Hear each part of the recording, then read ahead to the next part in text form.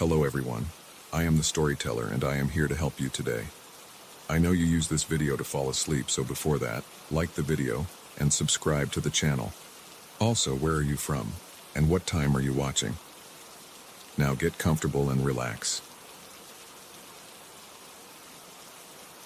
The farmhouse exhaled dust and memories when I pushed open the front door, its hinges groaning like old bones settling into familiar aches. 3 days. That's all the time I had to catalog Uncle Harold's belongings before the estate auction swept away 40 years of accumulated life. The realtor had been clear about the timeline, her manicured fingers tapping impatiently against her clipboard as she explained the market pressures, the need for quick turnover, the way old properties like this one hemorrhaged money with each passing day. I hadn't been back since Harold's funeral 6 months ago, and the intervening seasons had transformed the once pristine interior into a museum of neglect. Dust motes danced in afternoon sunlight that slanted through windows filmed with grime, creating an otherworldly atmosphere that made the familiar rooms feel alien. The floorboards beneath my feet announced each step with protests that seemed to echo longer than they should, as if the house itself was commenting on my presence. The master bedroom drew me like a magnet, though I couldn't articulate why. Perhaps it was the journalist in me, always seeking the story behind the story, or maybe just morbid curiosity about how a man spends his final years. Harold's writing desk dominated the far corner, its mahogany surface scarred with decades of use but still possessing an undeniable dignity. I remembered sitting beside him as a child, watching his weathered hands carefully clean his target shooting medals, each one representing another victory in competitions that had defined his retirement years. The desk drawers slid open with surprising ease, revealing the expected detritus of a solitary life. Unpaid bills, faded photographs, prescription bottles with labels that spoke of heart medication and failing eyesight. But it was the absence that caught my attention, a rectangular outline in the dust where something had been removed recently. The metal cases. Harold had always kept them locked in the secure car safe, a paranoid habit that had amused the family, but which he'd insisted was necessary for items of such sentimental value. Night fell earlier than I expected, or perhaps I'd simply lost track of time amid the overwhelming task of sorting through Harold's possessions. The house's electrical system, installed sometime during the Eisenhower administration, cast pools of amber light that seemed to struggle against encroaching shadows. I'd claimed the master bedroom for my temporary stay, reasoning that the attached bathroom and proximity to Harold's most personal belongings would make the cataloging process more efficient. The lamp on the writing desk flickered as I prepared for bed, its bulb buzzing with the irregular rhythm of impending failure. I made a mental note to find replacement bulbs in the morning, though the thought carried an odd weight, as if this simple domestic task might somehow prove more challenging than anticipated. I discovered the metal case at 2:47 a.m. Sleep had been elusive, punctuated by the house's nocturnal symphony of settling wood and distant traffic. Thirst finally drove me from bed, and as I padded toward the kitchen, a metallic gleam caught my peripheral vision. There, centered perfectly on Harold's desk, sat the largest of his metal cases, the one I distinctly remembered seeing locked away in the car safe just hours earlier. The case lay open like a jewelry box, its red velvet interior revealing the carefully arranged collection of Harold's shooting medals. But it was the smell that stopped me cold, the acrid, unmistakable scent of gunpowder, fresh and sharp in the stale air of the bedroom. My rational mind immediately began constructing explanations. Perhaps Harold had cleaned his medals with some chemical that retained its odor, or maybe the case had absorbed decades of range visits. But these thoughts felt thin, inadequate against the evidence of my senses. I approached the desk slowly, bare feet silent against the hardwood floor. The lamp's buzz grew more pronounced with each step, its light developing an irregular pulse that seemed to synchronize with my heartbeat. When my fingers finally touched the case's edge, the bulb flickered violently and died, plunging the room into darkness, so complete it felt tangible. The whispers began immediately, soft at first, barely distinguishable from the white noise of blood rushing through my ears, but growing clearer with each passing second. A voice I almost recognized spoke in measured tones about breathing techniques, sight alignment, trigger control. The fundamental lessons every marksman learns. The words seemed to emanate from the case itself, though reason insisted this was impossible. I snatched my hand away and the whispers stopped. The lamp flickered back to life, revealing the case exactly as I'd found it, metals gleaming innocently in their velvet beds. But the gunpowder smell lingered, now accompanied by something else, the faint metallic taste of fear coating the back of my throat. Sleep became impossible after that. I spent the remaining hours until dawn researching Harold's competitive shooting career on my phone, diving deep into local newspaper archives and Veterans Association websites. What I found painted a picture of moderate success.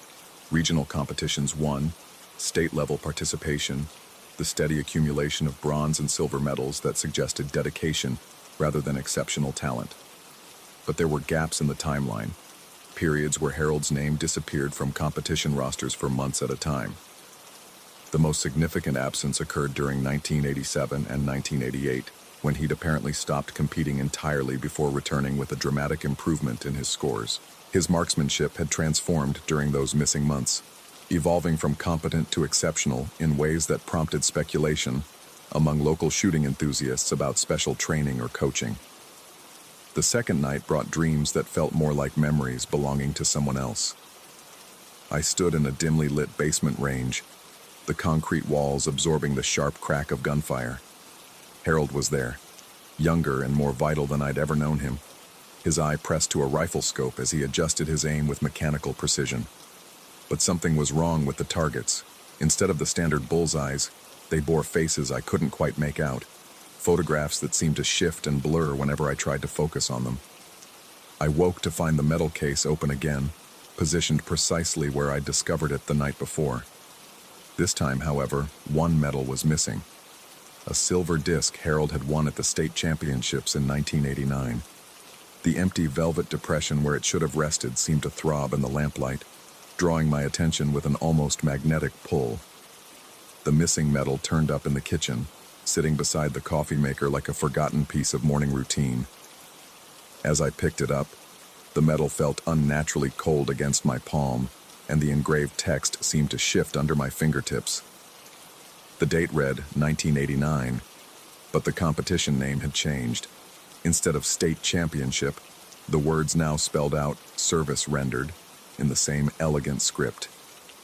I blinked hard and looked again.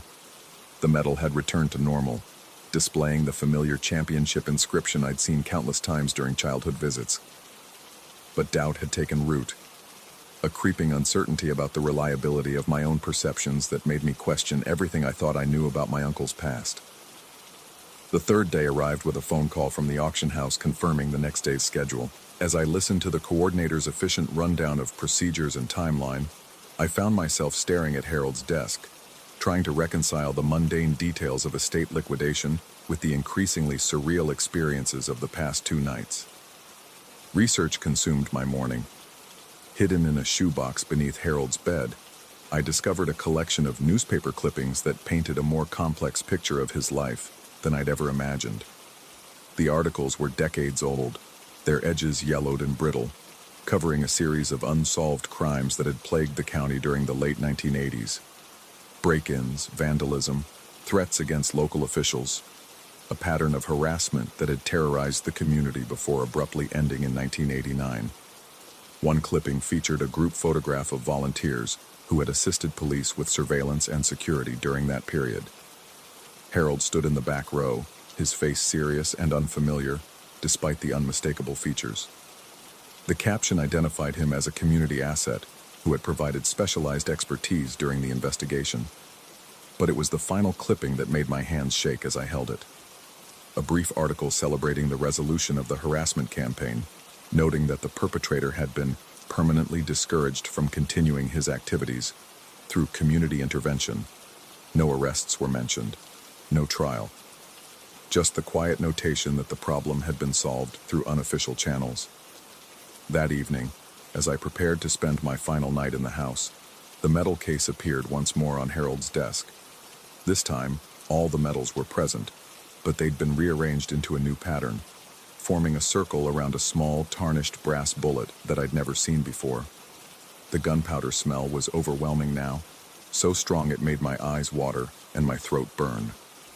I reached for the bullet, compelled by a curiosity that felt both urgent and dangerous. The moment my fingers made contact, the lamp died and the whispers returned. But now they carried Harold's voice with unmistakable clarity. He spoke about justice delayed, about loose ends that required tying, about recognition that needed to be withdrawn before it could bring shame to the family name. The auction, I realized with growing horror, would put Harold's medals on public display.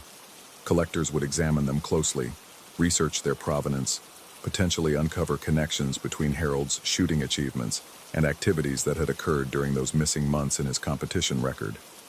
Whatever service Harold had rendered in 1989, whatever permanent solution he'd provided to the community's harassment problem, the evidence of his involvement lay embedded in the medals themselves, if someone knew how to look for it. As the whispers faded and the lamp flickered back to life, I understood what Harold wanted me to do. The bullet disappeared from the center of the metal arrangement, but its message remained clear.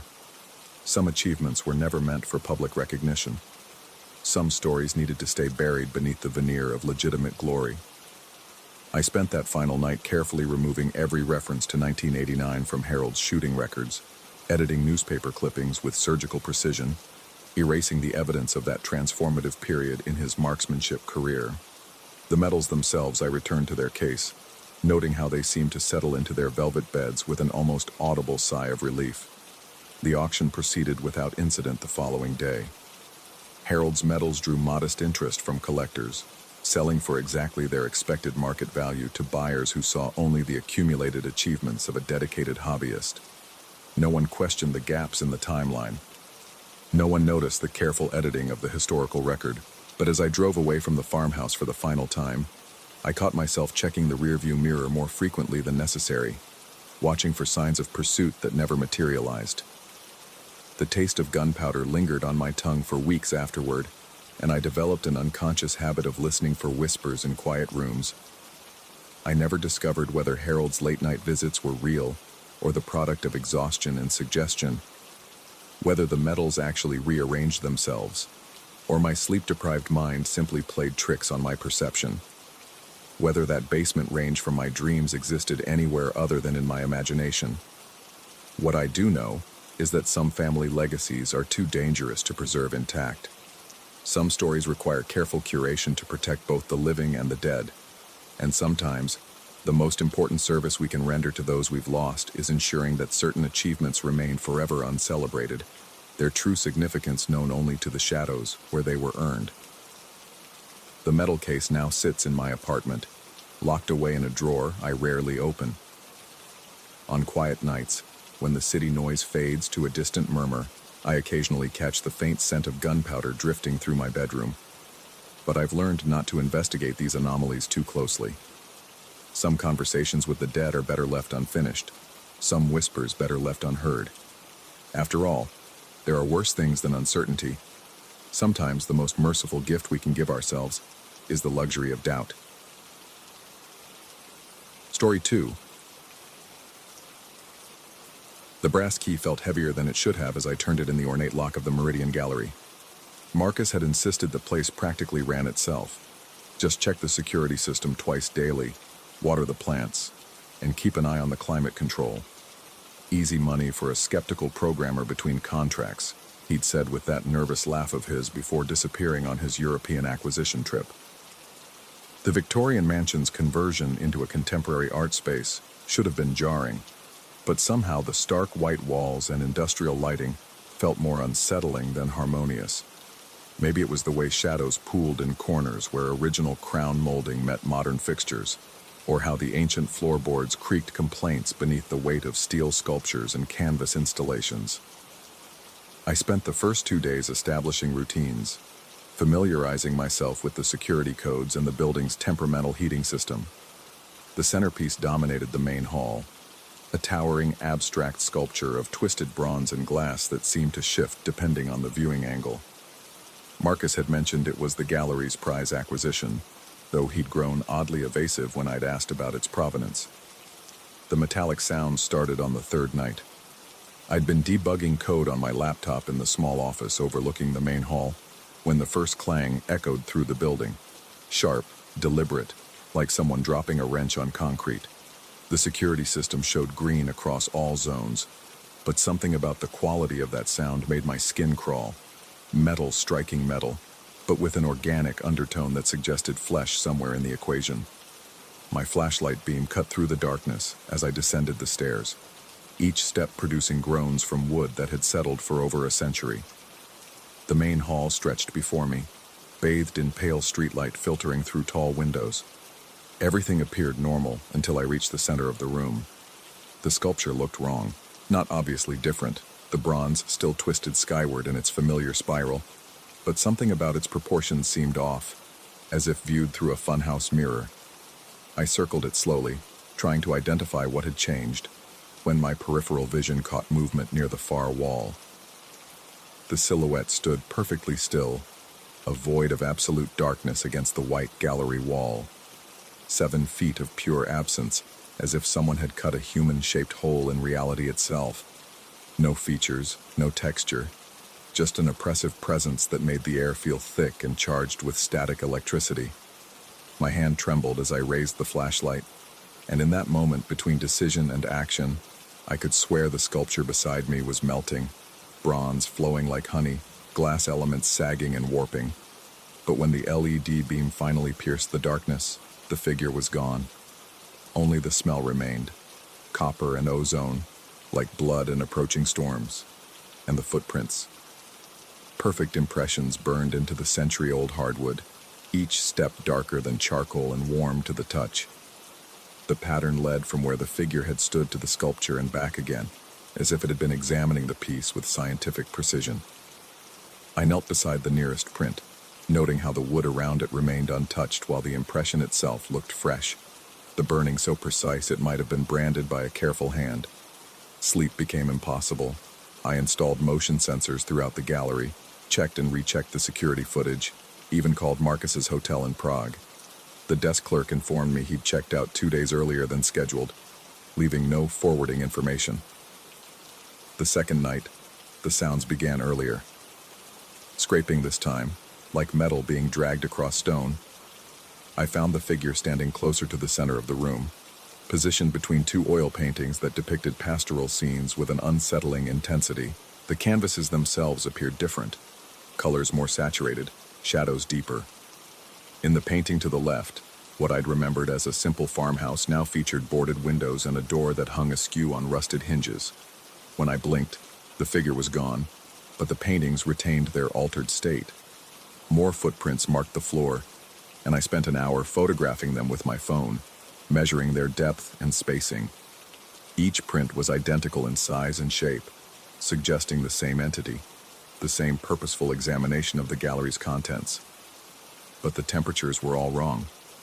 The burned impressions radiated heat, while the surrounding air grew cold enough to fog my breath. I began researching the building's history during daylight hours, diving into public records and archived newspaper articles. The Meridian House had been built in 1887 by railroad magnate Edmund Meridian as a private residence. His wife, Catherine, had been an avid collector of art and curiosities from around the world. The house had remained in the family until 1963, when the last surviving heir donated it to the city with the stipulation that it be used for cultural purposes. The gap between 1963 and the gallery's opening 3 years ago remained frustratingly vague. Property records showed the building had been abandoned for decades, its contents sold at auction or simply left to decay. Marcus had purchased it in a state of near ruin and spent 2 years restoring it to its current condition. But restoration suggested returning something to its original state, and I was beginning to suspect the gallery's current incarnation was far from original. The third night, I positioned myself in the office with multiple cameras running and a clear view of the main hall. The scraping sounds began at 2:17 a.m., and this time I forced myself to remain perfectly still, observing without intervention. The figure materialized gradually, as if reality was slowly remembering its existence. First, a suggestion of depth against the wall, then a more solid presence, finally the full 7-foot outline of absolute darkness. It moved with purpose toward a series of photographs mounted along the east wall, stark black and white images of urban decay that Marcus had identified as an emerging artist's breakthrough series. As I watched, the photographs began to change. The abandoned buildings in the images grew shadows that writhed like living things. Empty windows filled with suggestions of faces. Graffiti-covered walls developed stains that looked disturbingly organic. The figure stood before each photograph for exactly 90 seconds before moving to the next. And with each examination, the images became more disturbing, more wrong. I forced myself to remain motionless until the entity completed its circuit and vanished, leaving behind its signature burned footprints and the lingering smell of copper and ozone.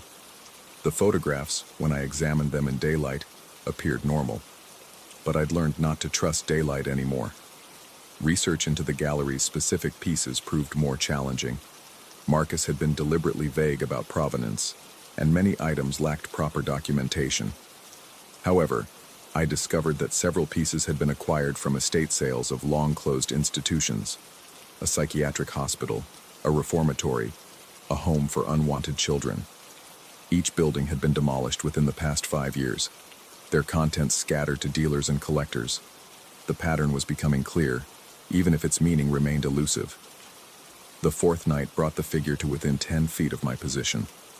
I could feel its presence like a physical weight pressing against my chest, making each breath a conscious effort. The sculpture that had drawn its attention on the first night began its melting transformation again, bronze flowing like liquid while glass elements stretched and warped into shapes that hurt to perceive directly. But this time, I saw what the sculpture was becoming. The twisted, abstract form was revealing itself as something far more specific. An amalgamation of human figures, dozens of them, pressed together in poses of anguish and desperation. Faces emerged from the bronze, mouths open in silent screams, hands reaching toward spaces that no longer existed. The glass elements formed tiers and fragments of broken mirrors, reflecting distorted images of rooms I didn't recognize. The figure observed this transformation with what felt like satisfaction, and I understood with growing horror that it wasn't destroying the artwork, it was restoring it, revealing what each piece had been before Marcus had acquired and cleaned them for gallery presentation. When morning came and the sculpture returned to its abstract form, I began packing. But the building wouldn't let me leave. The doors refused to open, electronic locks cycling through error messages despite showing green status on their displays. Windows that should have opened remained sealed, their mechanisms somehow fused. Even my cell phone lost signal the moment I stepped toward any exit, bars returning only when I moved back toward the center of the building. I was being kept here for a reason. The fifth night, the figure appeared directly in front of me. 7 feet of absence that somehow conveyed vast intelligence and terrible purpose. This close, I could perceive details that my mind struggled to process. The suggestion of features that existed in dimensions my eyes couldn't properly interpret. A sense of depth that extended far beyond the physical space the figure occupied. It gestured toward the office wall behind me, and I turned to find that the simple white surface had been replaced by a massive oil painting I'd never seen before. The canvas depicted the gallery itself, but as it had been decades earlier.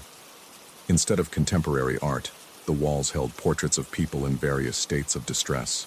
The centerpiece sculpture was revealed in its original form, not a bronze abstract, but an actual arrangement of human figures, preserved somehow in their final moments of terror.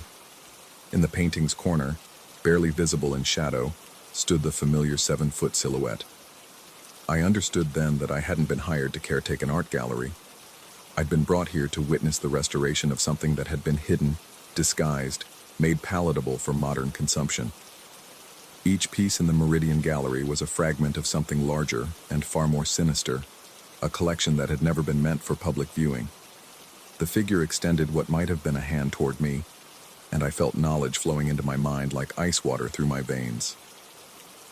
Images of the building's true history, of what had really happened in these rooms during the gap years between abandonment and restoration.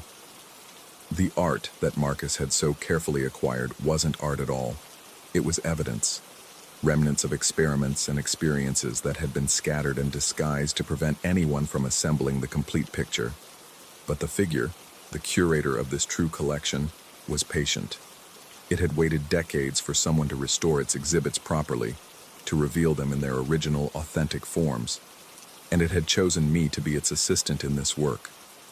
My hands began moving without my conscious direction, reaching for the laptop and beginning to type. Not my words, but a message that needed to be sent. Email addresses appeared in my mind.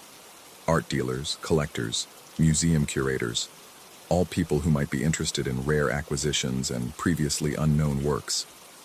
The figure watched approvingly as I typed invitation after invitation, each one carefully crafted to attract a specific type of collector. People who wouldn't ask too many questions about provenance, people who would be drawn to the unusual, the disturbing, the authentic. When the emails were sent, the figure began to fade, but I knew it would return. Every night, as more pieces of the true collection were restored to their original forms, as more visitors came to view and potentially acquire these rare finds, as the cycle continued, spreading the gallery's influence to new locations, new collections. I remain here now, no longer trying to leave. The figure and I work together each night, carefully restoring each piece to its authentic state. During the day, when visitors come, everything appears normal, just another contemporary art gallery in a beautifully restored Victorian mansion. But late at night, when the building remembers what it truly is, we continue our work. The figure is patient with my questions, generous with its knowledge. It's teaching me to see beyond the disguises, to recognize the truth hidden within seemingly innocent acquisitions. Marcus sends postcards occasionally, always postmarked from different cities, always featuring art museums. I think he understands what he helped create here, what he helped preserve and propagate. The postcards never include a return address. I've stopped wondering whether the figure is real or a product of isolation and stress. The distinction has become irrelevant. What matters is the work, the restoration, the gradual revelation of truth that has been carefully hidden for far too long. Tonight, a new piece arrives, a seemingly innocent landscape painting acquired from an estate sale in Connecticut. But I can already sense what lies beneath its peaceful facade, waiting to be restored to its authentic form. The figure approves of my growing expertise. Soon, it suggests, I'll be ready for my own collection, my own gallery, my own carefully selected caretaker. The work must continue after all, and there's so much left to restore.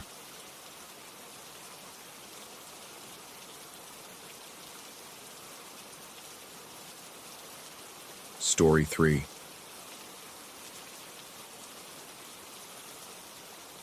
The first time I heard Marcus calling my name from the hallway, I was 3 espressos deep into debugging a particularly stubborn piece of legacy code. My apartment's layout is simple, a straight corridor connecting the living room where I work to the bedroom at the far end. Sound travels clearly through that space, which is why I immediately recognized his voice despite the impossibility of his presence. David. Hey, David, you there? The cadence was unmistakably Marcus, that slight upward inflection he used when he was about to share one of his terrible dad jokes during our morning stand-ups. I paused, fingers hovering over the keyboard, listening to the silence that followed. The heating unit hummed its mechanical lullaby. Outside, traffic moved in waves along 5th Street, but no footsteps, no breathing, no secondary sounds that should accompany a human voice. I called back, feeling foolish even as the words left my mouth. The silence stretched, thick and expectant, until I convinced myself I'd imagined it. Isolation does strange things to the mind, and I'd been working from home for 8 months straight. Maybe my brain had simply conjured a familiar voice to break the monotony. But Marcus's voice returned 20 minutes later, this time closer to my bedroom. Remember that client who insisted on using Comic Sans for their enterprise dashboard? Man, that was wild. The reference was specific, recent, a project we'd laughed about just last week during our virtual coffee break. I checked our company's time tracking system, my pulse quickening as the data loaded. Marcus had clocked in at our downtown office at 8:47 a.m. and hadn't logged any remote time. According to the GPS coordinates automatically recorded by our security software, He was currently 23 miles away, probably sitting in his usual spot by the east-facing windows. I stood slowly, my chair creaking in protest. The hallway stretched before me, shadows pooling in the corners where the afternoon light couldn't reach. Each step felt deliberate, calculated, as though I was walking into a trap I couldn't see. The hardwood floor groaned under my weight, announcing my approach to whatever might be waiting. Nothing. The hallway was empty, just as logic dictated it should be. That evening, I decided to clear my head with a walking tour of the historic district downtown. The guide, an elderly woman with silver hair and an encyclopedic knowledge of local tragedies, led our small group through narrow streets lined with buildings that had witnessed a century and a half of human drama. She spoke in measured tones about the Great Fire of 1894, how it had consumed 3 city blocks before the volunteer firefighters could contain the blaze. "The sound of that inferno," she said, pausing in front of a restored brick building. Witnesses described it as a living thing, not just the crackling of wood and the roar of flames, but something more complex, like voices calling out in languages no one recognized. As she spoke those words, a metal door 10 feet to our left slammed shut with tremendous force. The sound cut through the evening air with the same rhythmic precision I'd heard in Marcus's voice that afternoon, a measured cadence that felt deliberately timed rather than accidental. I turned toward the door, my skin prickling. The building appeared unoccupied, its windows dark and empty. No wind moved through the still air. No person stood nearby who might have caused the sound. Yet the slam had been too forceful, too perfectly timed to be coincidental. The guide continued her narrative without acknowledging the interruption, but I noticed 2 other tour participants glancing nervously in the door's direction. Their expressions suggested they'd heard it too, though neither commented. We finished the tour in relative quiet, but my mind kept returning to that moment when past and present seemed to collide in a single explosive sound. Back in my apartment, I began to research. My background in systems analysis had taught me to approach problems methodically, to trace connections that might not be immediately obvious. If something was manipulating audio in my living space, there had to be a logical explanation, some kind of technological interference or acoustic phenomenon that could account for what I was experiencing. I started with the building's history. The apartment complex had been constructed in 1952 on the site of a former boarding house that had burned down in 1949. Before that, the land had been empty since the Great Fire of 1894, the same fire the tour guide had mentioned. City records showed that the original boarding house had been known for its unusual acoustic properties. Residents complained of hearing voices from rooms they knew to be empty, conversations that seemed to drift through the walls without any identifiable source. The pattern was becoming uncomfortably clear. I installed a digital audio recorder in my hallway and left it running continuously. For 3 days, nothing unusual appeared in the recordings. Then, on Thursday afternoon, while I was updating client databases, I heard my own voice calling out from the bedroom. "Marcus, did you finish that regression testing?" The words were mine, but I hadn't spoken them. I was certain of this because my mouth had been full of coffee when the sound occurred, and I could still taste the bitter liquid on my tongue. Yet there was my voice, clear and unmistakable, asking a question I'd posed during a video call 2 days earlier. I rushed to check the recorder. The device had captured the sound exactly as I'd heard it, complete with the same intonation and timing. But according to the audio analysis software I ran, the voice contained subtle inconsistencies, micro gaps and frequency anomalies that suggested it had been assembled from multiple sources, like a digital collage of my own words. Over the following weeks, the phenomenon intensified. I heard conversations between colleagues who'd never met, discussions about projects that had been canceled months ago, and laughter that seemed to echo from meetings I'd attended in person years before the pandemic forced us all remote. Each incident felt like someone was broadcasting fragments of my professional life back to me through speakers I couldn't locate. The building's other residents began exhibiting strange behaviors. Mrs. Chen from 4B started leaving notes under my door, asking if I'd been playing music late at night. The messages described melodies that sounded familiar, but couldn't be identified. Songs that seemed to shift and change whenever she tried to focus on them. Mr. Rodriguez in 3A mentioned hearing his deceased father's voice calling his name from the stairwell, speaking in the same gentle tone he remembered from childhood. I interviewed them separately, carefully, trying to determine if we were experiencing related phenomena. Each described audio events that felt personally significant, voices of family members, fragments of conversations from their past, sounds that seemed designed to evoke specific memories or emotions. The pattern suggested something was accessing our individual histories and using that information to create targeted auditory experiences. My investigation led me to the building's basement, where the original foundation stones from the 1890s boarding house remained visible beneath newer construction. The space felt different from the rest of the building, colder, denser, as though the air itself carried more weight. When I spoke aloud down there, my voice seemed to linger longer than physics should allow, creating subtle echoes that extended beyond what the room's dimensions could account for. I brought recording equipment to the basement and left it running overnight.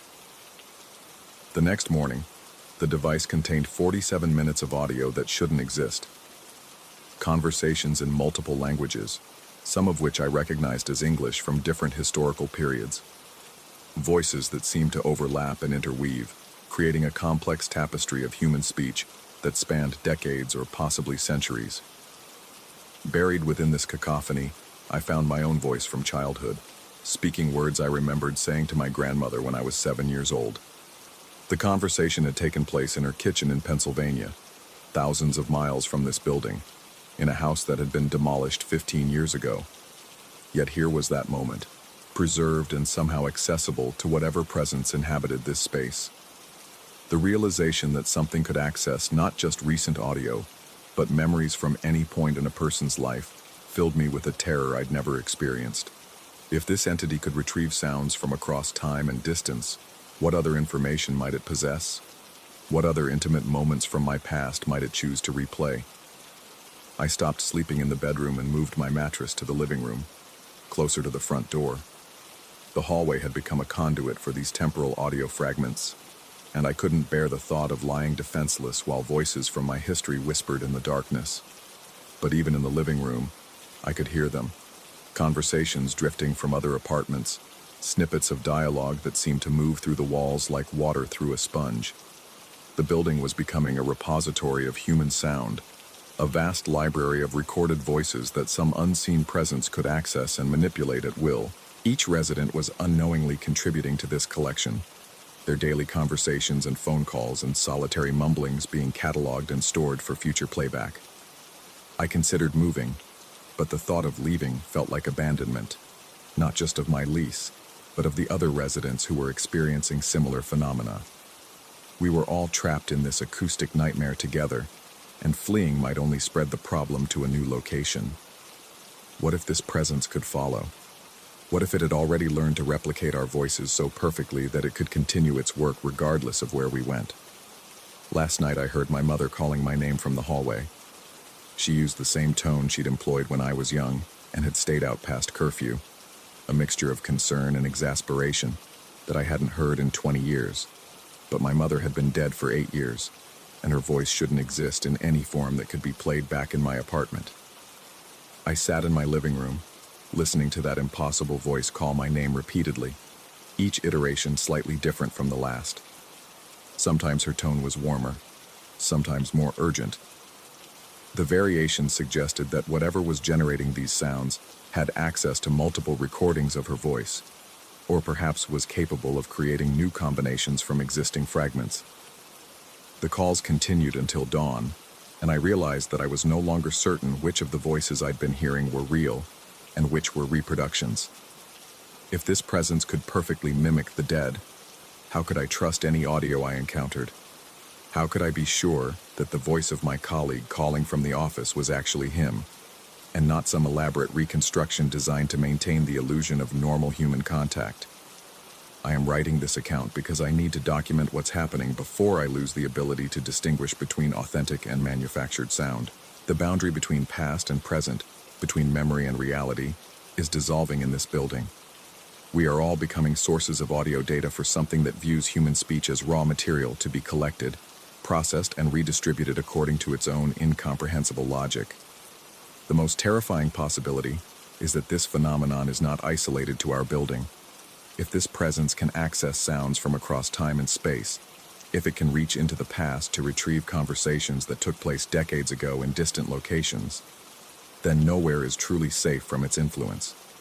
Every phone call, every private conversation, every whispered secret might be subject to eventual playback by an entity that regards human communication as a vast database to be mined and manipulated. I'm still here, in my apartment, listening to the sounds that drift through the walls. Some are familiar, some are foreign, and some exist in the uncertain space between memory and nightmare. I can no longer trust my own ears, but I continue to listen, hoping to understand the rules that govern this acoustic haunting before it drives us all beyond the threshold of sanity. The voices are calling again now, from the hallway. This time, they sound like me.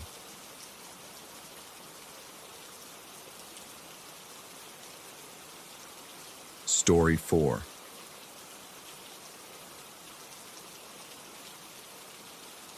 The apartment smelled of fresh paint and emptiness when I first walked through its stark white rooms. After years of cramped studios cluttered with equipment and decades of accumulated memories, the minimalist space felt like stepping into a sensory deprivation chamber. 3 rooms, each painted in that clinical white that rental agencies favor, with hardwood floors that echoed every footstep like a hollow drum. The realtor had called it modern and clean, but standing there with my single suitcase and camera bag, I felt more like I'd entered a laboratory than a home. I'd needed the change. The divorce had stripped away more than just Sarah's belongings. It had taken the warmth from spaces, leaving behind rooms that felt haunted by what was no longer there. The minimalist approach wasn't a choice so much as a necessity. I simply couldn't bear to fill the emptiness with things that would remind me of what I'd lost. Better to embrace the void, I told myself. Better to start fresh with nothing but the essentials. The first week passed in a haze of establishing routines. My camera equipment claimed the largest room, 2 lights on stands, a backdrop, and my developing setup in what had once been intended as a walk-in closet. The bedroom contained only a mattress on the floor and a small dresser. The living area remained completely empty except for a single folding chair positioned near the window, where I'd sit in the evenings watching the city lights flicker on like stars being born. It was during one of these twilight vigils that I first noticed the shadow in my peripheral vision. At first, I dismissed it as an optical illusion, the kind of phantom movement that catches your eye when you're tired, when the brain fills in details that aren't quite there. Everyone experiences them. Shapes that seem to shift in dark corners, movement that stops the moment you turn your head. But this shadow felt different. It possessed a weight, a presence that seemed to press against the edges of my vision like something trying to break through from the other side of perception. The shadow always appeared in the same corner of the living room, where the wall met the ceiling at an angle that created a pocket of deeper darkness even during the day. The apartment's track lighting never quite reached that space, leaving it perpetually dim, like a wound in the room's bright geometry. I began to find myself glancing toward that corner more frequently, my eyes drawn there during the quiet moments when I was reviewing contact sheets or adjusting equipment. After 2 weeks, I became certain that something was standing there. The conviction arrived not through any dramatic revelation, but through the slow accumulation of certainty that builds when you live alone and have nothing but your own senses to trust. The shadow had consistency, always the same height, roughly human in proportion, with what appeared to be a head and shoulders distinct from the formless darkness around it. It never moved when I looked directly at it, but I began to sense subtle shifts in its positioning when I wasn't paying attention, as if it were slowly, patiently adjusting its stance.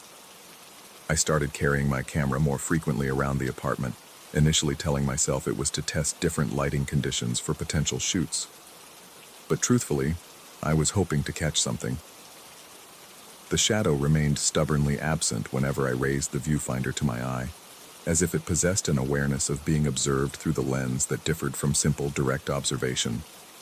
The breakthrough came during a late-night editing session.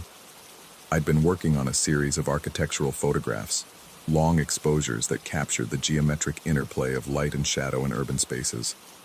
The computer screen provided the only illumination in the room, creating stark contrasts between the bright workspace and the surrounding darkness. As I adjusted the exposure on a particularly moody shot of an empty subway platform, I caught movement in the reflection of my monitor. There, inverted in the black glass of the screen, stood a figure that wasn't quite human. My breath caught as I stared at the reflection without turning around.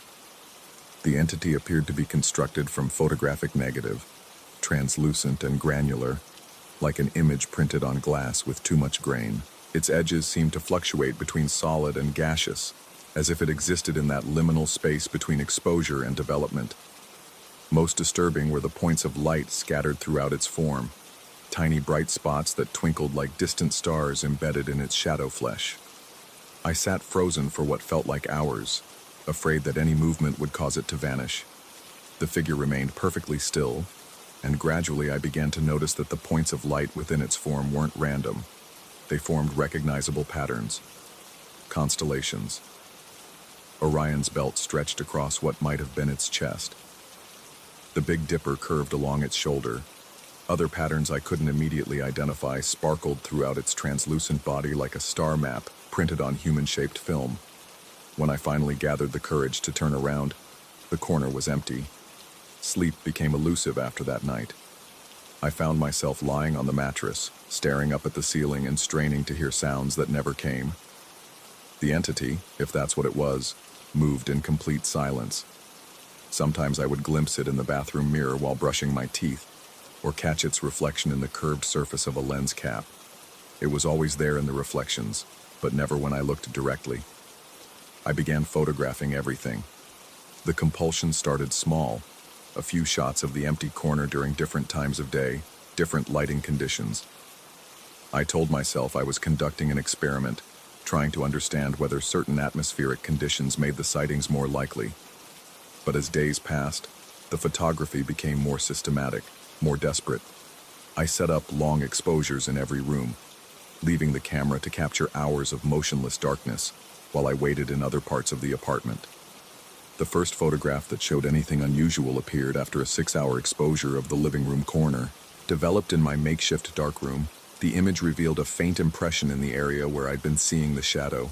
Not quite a figure, but a disturbance in the grain structure of the film, as if something had been standing there exerting a subtle influence on the light itself. Each subsequent photograph revealed progressively more detail. The entity appeared to be gaining definition through the act of being photographed, as if the camera was somehow helping to manifest its presence in the physical world. The grain structure that formed its body became more organized, more intentional. The constellation points grew brighter and more numerous with each exposure. I developed the photographs with trembling hands, watching the images emerge in the developer like glimpses into another reality. The entity's star map body began to show patterns I recognized from astronomy textbooks. Entire galaxies spiraling within its torso, nebulae blooming across its limbs. It was as if I was photographing not just a figure, but a window into deep space, wearing the rough approximation of human form. The revelation that terrified me most came during the 3rd week of intensive photography. The entity was becoming more solid with each image. What had started as a barely perceptible disturbance in the film grain was evolving into something approaching photographic clarity. I could make out facial features now, or at least the suggestion of them, constructed from tiny points of light arranged in the approximate pattern of eyes, nose, mouth. I began to understand that I was trapped in a cruel paradox. Every photograph brought me closer to understanding what I was seeing, but it also seemed to be feeding the entity's manifestation. The more I documented it, the more real it became. Yet I couldn't stop photographing. The images were the only proof I had that I wasn't losing my mind, the only evidence that something genuinely inexplicable was occurring. My archive of negatives grew to hundreds of images. I organized them chronologically, creating a flipbook effect that showed the entity's gradual evolution from shadow to something approaching substance. The progression was undeniable. What had begun as random grain was becoming increasingly organized, increasingly intentional. It was while examining this chronological sequence that I made the most disturbing discovery. Hidden among my photographs of the entity were images I didn't remember taking. Shots of myself sleeping, taken from angles that would have been impossible unless someone, or something, had been moving my camera during the night. In these unauthorized photographs, I could see the entity standing over my sleeping form, its star body clearly visible in the camera's perspective, even though it remained invisible to my direct sight. The knowledge that it was photographing me while I slept shattered whatever remained of my rational explanations. I began checking the camera's memory card obsessively, finding new unauthorized images every few days. Always the same composition, me unconscious and vulnerable, with the entity looming nearby like a constellation-bodied guardian or predator. I stopped sleeping in the bedroom and moved to the living room chair, but the unauthorized photographs continued. The entity seemed capable of operating my equipment with increasing sophistication. Some images showed artistic composition, carefully framed shots that demonstrated an understanding of photographic principles I'd spent years learning. It was learning from me, absorbing my knowledge along with my image. The solution, when it finally occurred to me, was both obvious and devastating. I would have to burn the negatives. The logic was inescapable. If the photographs were somehow enabling the entity's manifestation, then destroying them might reverse the process. But the cost of this solution felt almost unbearable. Among those hundreds of negatives were years of work. Portraits of friends who had since moved away. Landscapes from trips I could never afford to repeat. Moments of beauty I had captured in fleeting instances that could never be replicated. More than that, burning the negatives would mean destroying the only evidence I had that any of this was really happening. Without the photographs, how could I prove to myself that I hadn't simply imagined the entire experience? The images were my anchor to certainty in a situation that had eroded my trust in my own perceptions. I spent days arranging the negatives in piles, trying to determine which ones I could bear to sacrifice. Some showed the entity clearly, others contained only subtle suggestions of its presence. But I gradually realized that the distinction might be meaningless. The entity seemed to exist in the spaces between what was photographed and what was perceived. It might be present in every image I'd taken since moving to the apartment, hiding in the grain structure like a virus in computer code. The night I finally decided to act, I loaded a metal wastebasket with negatives and carried it to the center of the living room. The entity stood in its usual corner, now visible even in my peripheral vision, a humanoid constellation that pulsed with gentle starlight. It seemed to be watching me with interest rather than alarm, as if curious about what I would do, rather than concerned for its own existence. I struck a match and held it over the basket, feeling the heat against my fingertips. The entity remained motionless, its star body twinkling with what might have been amusement. I realized that I had been thinking about this wrong. The photographs weren't creating the entity so much as revealing it. It had always been there, waiting in the dark corners and reflected surfaces. The camera had simply given me the ability to see what was already present. The match burned down to my fingers, and I dropped it into the basket. The negatives caught fire immediately, releasing an acrid smoke that stung my eyes and filled my nostrils with the chemical scent of burning memories. As the flames consumed my work, I watched the entity for any sign of change. It began to fade, but not in the way I had expected. Instead of disappearing, it became translucent, then transparent, as if it were stepping backward through layers of reality towards some dimension I couldn't perceive. The constellation points within its body grew dimmer but more numerous, multiplying like stars emerging as the sky darkens. Just before it vanished completely, the entity turned its head toward me. In that moment, I saw its face clearly for the first time. Not a face of flesh or shadow, but a face constructed entirely from points of light, arranged in the pattern of familiar constellations. Orion's belt formed its mouth. The Pleiades clustered where its left eye should be. Cassiopeia stretched across its forehead like a crown. As the last negative curled into ash, the entity smiled with a mouth made of stars and spoke a single word that I heard not with my ears but with something deeper, some organ of perception I hadn't known I possessed. Developed. The apartment fell silent except for the gentle crackling of dying embers. The corner where the entity had stood was empty, but somehow the darkness there seemed deeper than before, as if it retained the impression of something that had been standing there for a very long time. I sit here now in my folding chair, writing this account on a laptop whose screen reflects nothing but my own tired face. The developing equipment remains unused in the closet, my cameras gathering dust on their shelves. I haven't taken a photograph since that night 3 months ago, but sometimes I catch myself staring at dark corners, waiting for the telltale shimmer of grain and starlight. The most disturbing part isn't that I might have been experiencing hallucinations brought on by isolation and stress. The most disturbing part is that I've begun to suspect the opposite, that I was seeing something real, something that had been patiently waiting in the negative spaces of the world for someone with the right equipment and enough loneliness to make it visible. Sometimes, late at night, I hear the soft mechanical sound of a camera shutter clicking somewhere in the apartment. When I investigate, I find nothing, but I can't shake the feeling that something is still photographing me, building its own archive of images with equipment I can't see. I've thought about moving, but I've come to understand that it wouldn't matter. The entity wasn't bound to the apartment. It was bound to me, to my way of seeing, to the space between what exists and what is captured. It lives in the negative space now, in the gap between observation and documentation, waiting for the next person who spends too much time looking through viewfinders in empty rooms. Yesterday I found a new photograph on my phone, one I definitely didn't take. It shows me sitting in this chair, typing these words, with a faint constellation pattern visible in the window reflection behind me. The stars spell out letters if you know how to read them, forming words in a language made of light and shadow, still developing. I haven't decided yet whether to delete the image or print it. Part of me knows I should destroy it immediately, before it helps whatever is coming into focus achieve full manifestation. But another part of me, the part that has spent years trying to capture perfect moments in imperfect light, wants to see what it's becoming. The photographer in me is still curious about the final image, even if the human in me is terrified of what it might reveal. In Story 5. The first time it happened, I convinced myself I'd imagined it. I'd been living in the converted loft for 3 weeks when the sound woke me.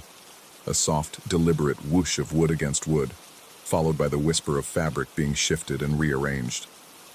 Through the industrial metal shelving that divided my sleeping area from the main space, I could see the silhouette of my dresser against the exposed brick wall. The top drawer hung open like a mouth caught mid-sentence. I lay still, listening to my pulse hammer against my pillow, waiting for the logical explanation to surface. Old building, warped wood, temperature changes. The drawer had simply slipped open on its own, the way drawers do in places with uneven floors and decades of settling. I'd noticed the apartment wasn't quite level when I'd first toured it. My drafting table required shims to keep my industrial design sketches from sliding toward the windows.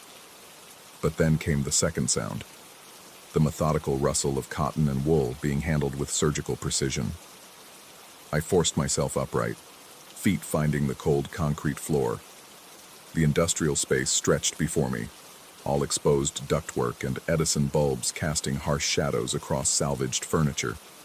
The metal shelving unit bisected the loft like a steel spine, creating the illusion of separate rooms while maintaining the raw, open aesthetic I'd fallen in love with.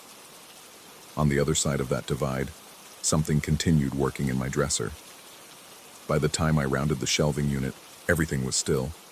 The drawer remained open, but my shirts hung inside with museum-quality precision, each garment equidistant from its neighbor, colors progressing from light to dark like a carefully curated display. The cotton blend button-downs I'd stuffed in haphazardly before bed now looked like they belonged in a high-end boutique. I stood there for several minutes, processing what I was seeing. My hands had definitely not arranged things this way. I remembered cramming the shirts inside just hours earlier, exhausted after a 14-hour day working on prototypes for a new chair design. I'd been living out of boxes for weeks, treating the dresser like a temporary storage solution rather than actual furniture. The drawer slid closed with a soft click, followed immediately by the next drawer down sliding open with the same deliberate motion. I stepped back, nearly tripping over my own feet, and watched my folded pants rearrange themselves with invisible hands. Jeans separated from khakis, casual from formal, wrinkles smoothed with the kind of attention I hadn't paid to my wardrobe since college job interviews. When that drawer finished its work and closed, the third one opened, then the fourth. Each one revealing clothes organized with retail-level precision, far beyond anything my scattered designer's mind could achieve, especially not while sleeping. I spent the rest of the night on my couch, staring at the dresser and jumping at every building-settling sound. By morning, I'd rationalized the experience into something manageable. Stress. I'd been pushing too hard on the chair project, staying up late, living on coffee and determination. The mind plays tricks when you're running on fumes. I'd obviously arranged the clothes myself in some sort of fugue state, maybe sleepwalking, maybe just so tired I'd forgotten doing it. The explanation felt thin, even as I constructed it, but I clung to it anyway. For 2 weeks, nothing happened. I threw myself deeper into work, sketching biomimetic furniture concepts that borrowed from nature's own engineering solutions. The loft's harsh industrial aesthetic actually helped my creative process. Something about the unfinished surfaces and exposed mechanics encouraged bold, unconventional thinking. I started staying later at my drafting table, partly because the work was going well, partly because exhaustion made sleep come easier. Then it happened again. And this time, I was watching. I'd positioned myself on the couch with a clear view of the dresser, laptop balanced on my knees as I refined digital renderings of my latest prototype. It was just past 2 a.m. when the top drawer began its slow, deliberate slide. There was no mistaking the movement this time. Smooth, controlled, purposeful. Not the jerky motion of wood slipping against wood, but something that understood exactly how far to extend. What followed was a choreography of organization that belonged in a luxury department store. My clothes lifted and shifted as if manipulated by invisible hands, each piece considered, evaluated, and placed with mathematical precision. But it wasn't just about folding anymore. Colors were being arranged in gradients. Textures were being grouped by weight and weave. My casual weekend shirt found itself relocated to create better visual balance. The whole process took exactly 8 minutes. When the final drawer clicked shut, the dresser sat silent and perfect, more organized than it had ever been under my care. I didn't sleep that night, or the next. Instead, I researched the building's history, diving deep into property records and old newspaper archives. What I found shouldn't have surprised me, but it sent ice through my veins anyway. The building had housed Torelli & Associates, master tailors, from 1952 to 1987. The business had been known throughout the city for impeccable craftsmanship and an almost obsessive attention to detail. Lorenzo Torelli, the founder, had built a reputation among the city's elite for creating suits that were architectural in their precision, every stitch measured, every angle calculated, every element contributing to a perfect whole. The newspaper articles painted a picture of artistic brilliance slowly curdling into something darker. Torelli had begun refusing clients whose bodies didn't meet his aesthetic standards. He'd remake completed suits if he discovered a thread out of place. Employees quit, unable to meet his increasingly impossible standards. The business had collapsed not from lack of skill, but from a perfectionism so consuming it devoured everything around it. The final article, buried in the obituaries section, mentioned that Torelli had been found in his shop surrounded by hundreds of unfinished garments, all cut and pinned but never sewn, as if he'd been unable to commit to completion, paralyzed by the possibility of imperfection. I realized I was living directly above what had been his main workshop. That knowledge changed everything. The nightly reorganization sessions continued, but now I watched them with a different understanding. This wasn't random supernatural activity. It was the continuation of work that had never been finished. The invisible presence organizing my clothes carried the same methodical precision I'd read about in those newspaper clippings. Every fold was considered. Every arrangement was intentional. But the activity was no longer confined to the dresser. I began finding my personal belongings rearranged throughout the loft. My drafting tools appeared on my work table each morning in order of size and function, despite my habit of leaving them scattered across the surface.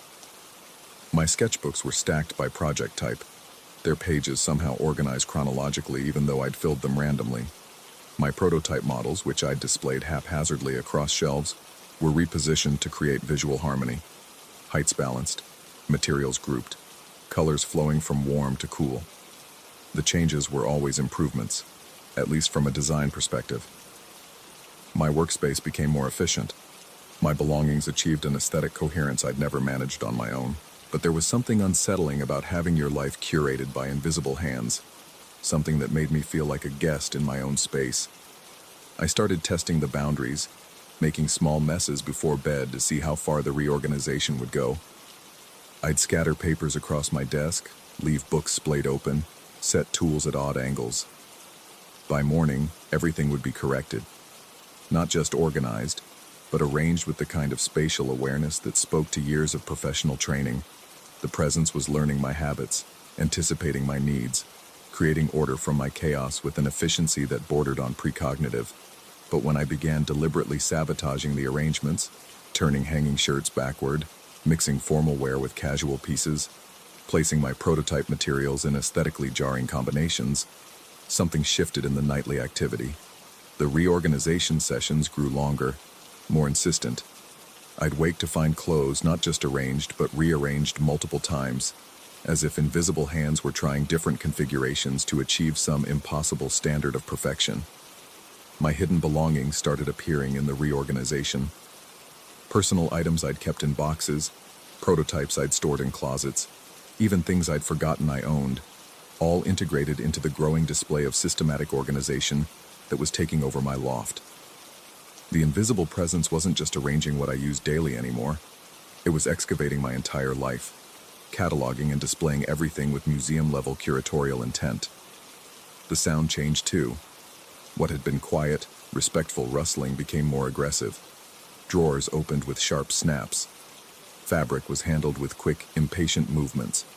The careful 8-minute sessions stretched to 30 minutes, then an hour, with the presence working and reworking arrangements as if searching for a level of perfection that always remained just beyond reach. I stopped sleeping entirely, spending nights watching the increasingly frantic organization sessions from my couch. The invisible hands seemed to sense my observation, working faster when they felt my attention, slowing when I looked away.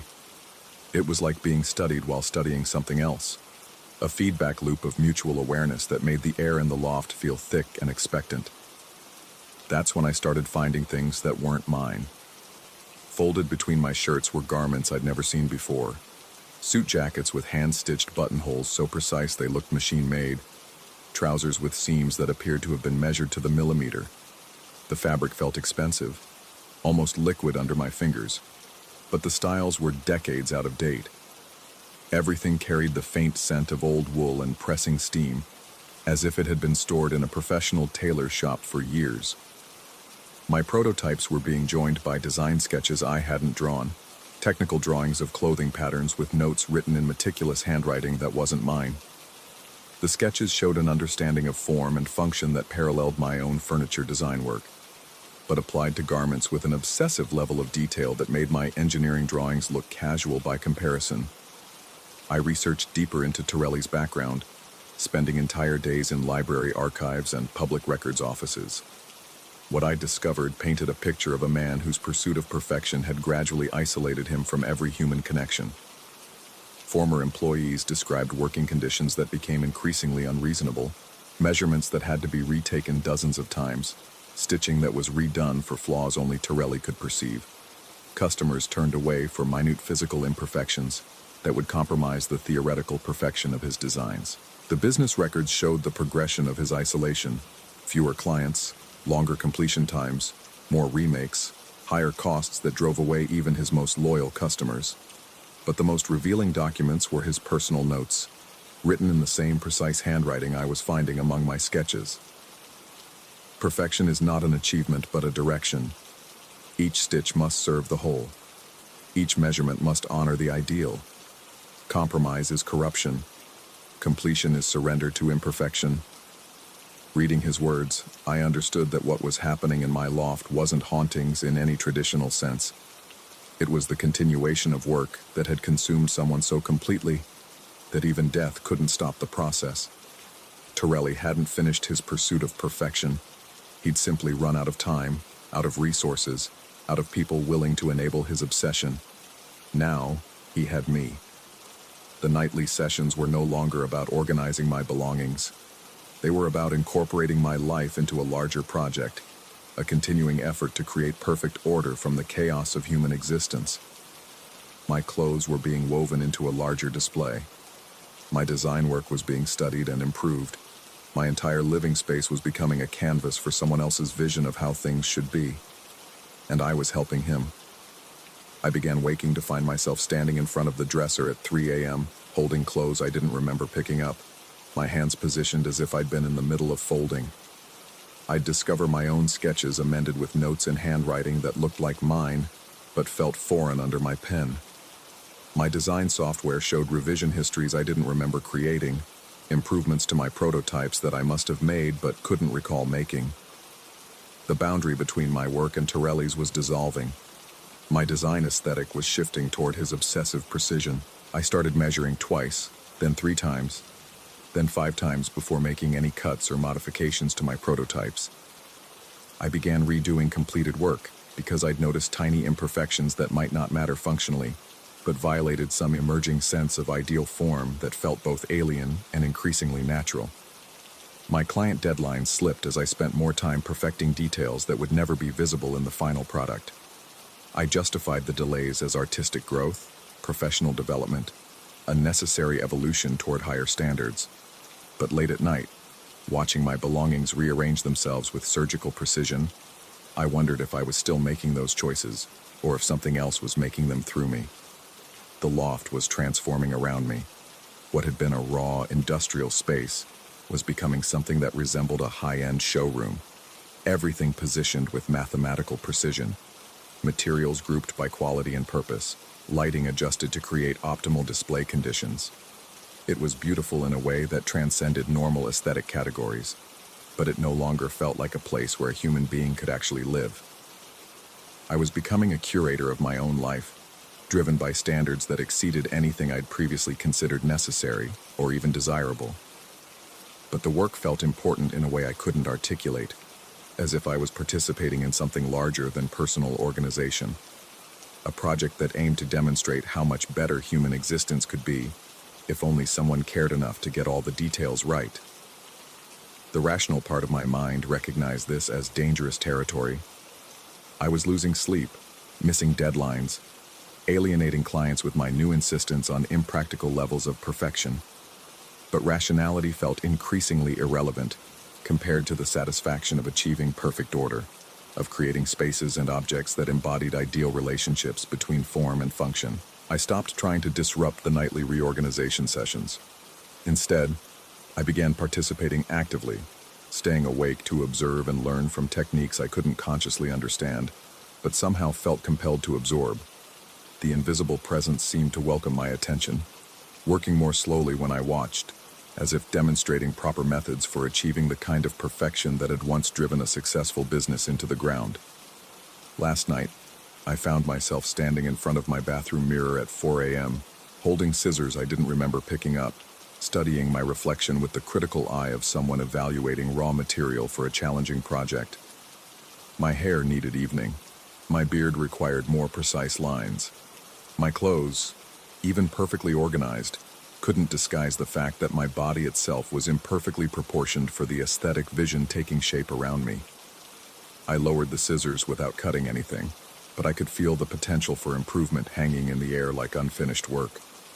There were so many details that could be adjusted, so many small imperfections that prevented me from achieving the same level of ideal form that governed everything else in my transformed living space. This morning I'm writing this account because I need to document what's happening while I still can. The distinction between my thoughts and Torelli's influence is becoming harder to maintain.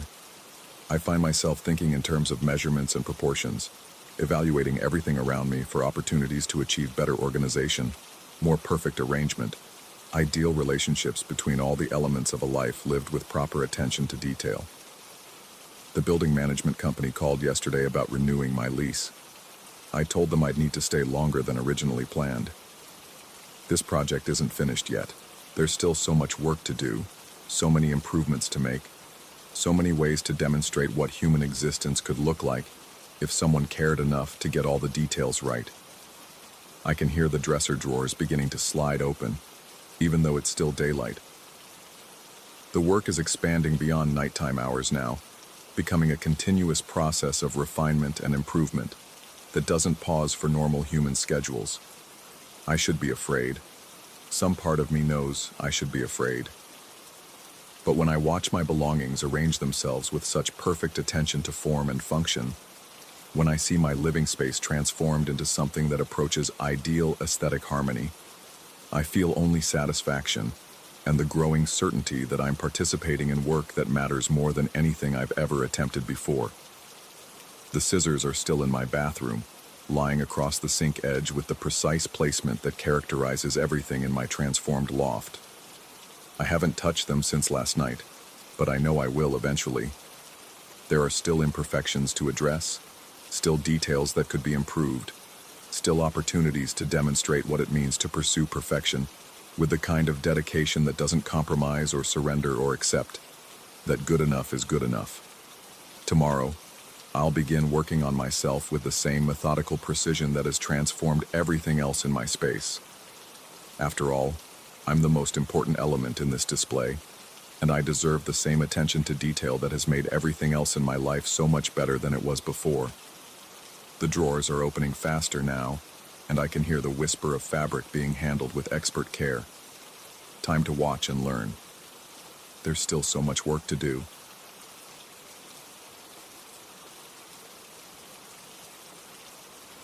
Story 6.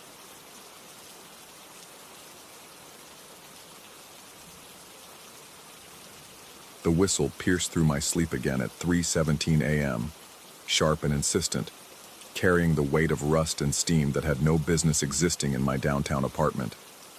I bolted upright, sweat-soaked sheets clinging to my chest, the phantom sound still echoing in the silence. The dream was always the same, had been since I was 7 years old, but the whistle was new, bleeding through from sleep into waking consciousness with increasing frequency. In the dream, I stand at the helm of a paddle-wheel steamboat, my hands gripping a worn wooden wheel that feels as familiar as my own heartbeat. Thick fog rolls across the water like gray cotton, muffling everything except the steady thump-thump-thump of the paddle wheel and the distant cry of something that might be a loon, or might be something else entirely. The river bends ahead, impossibly sharp, defying the laws of physics and navigation, but I always try to make the turn anyway. The boat groans, metal scraping against unseen rocks, and I wake just as the hull breaches and the cold water rushes in. For 26 years, I dismissed it as childhood trauma, manifesting in repetitive dreams. My therapist had suggested it stemmed from my father's stories about his own maritime service, though he'd been Navy, not riverboat trade.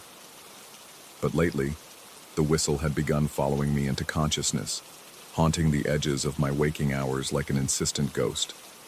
I worked as a guide at the Chesapeake Maritime Museum, a job that had fallen into my lap with unsettling ease.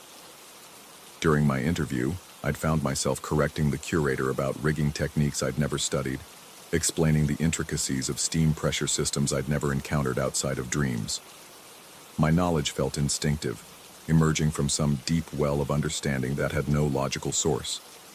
Visitors often commented on my expertise, asking where I'd learned to speak about 19th century vessels with such intimate familiarity. The truth was, I didn't know. 3 weeks ago, Dr. Margaret Holbrook, the museum's lead historian, had approached me with an unusual request.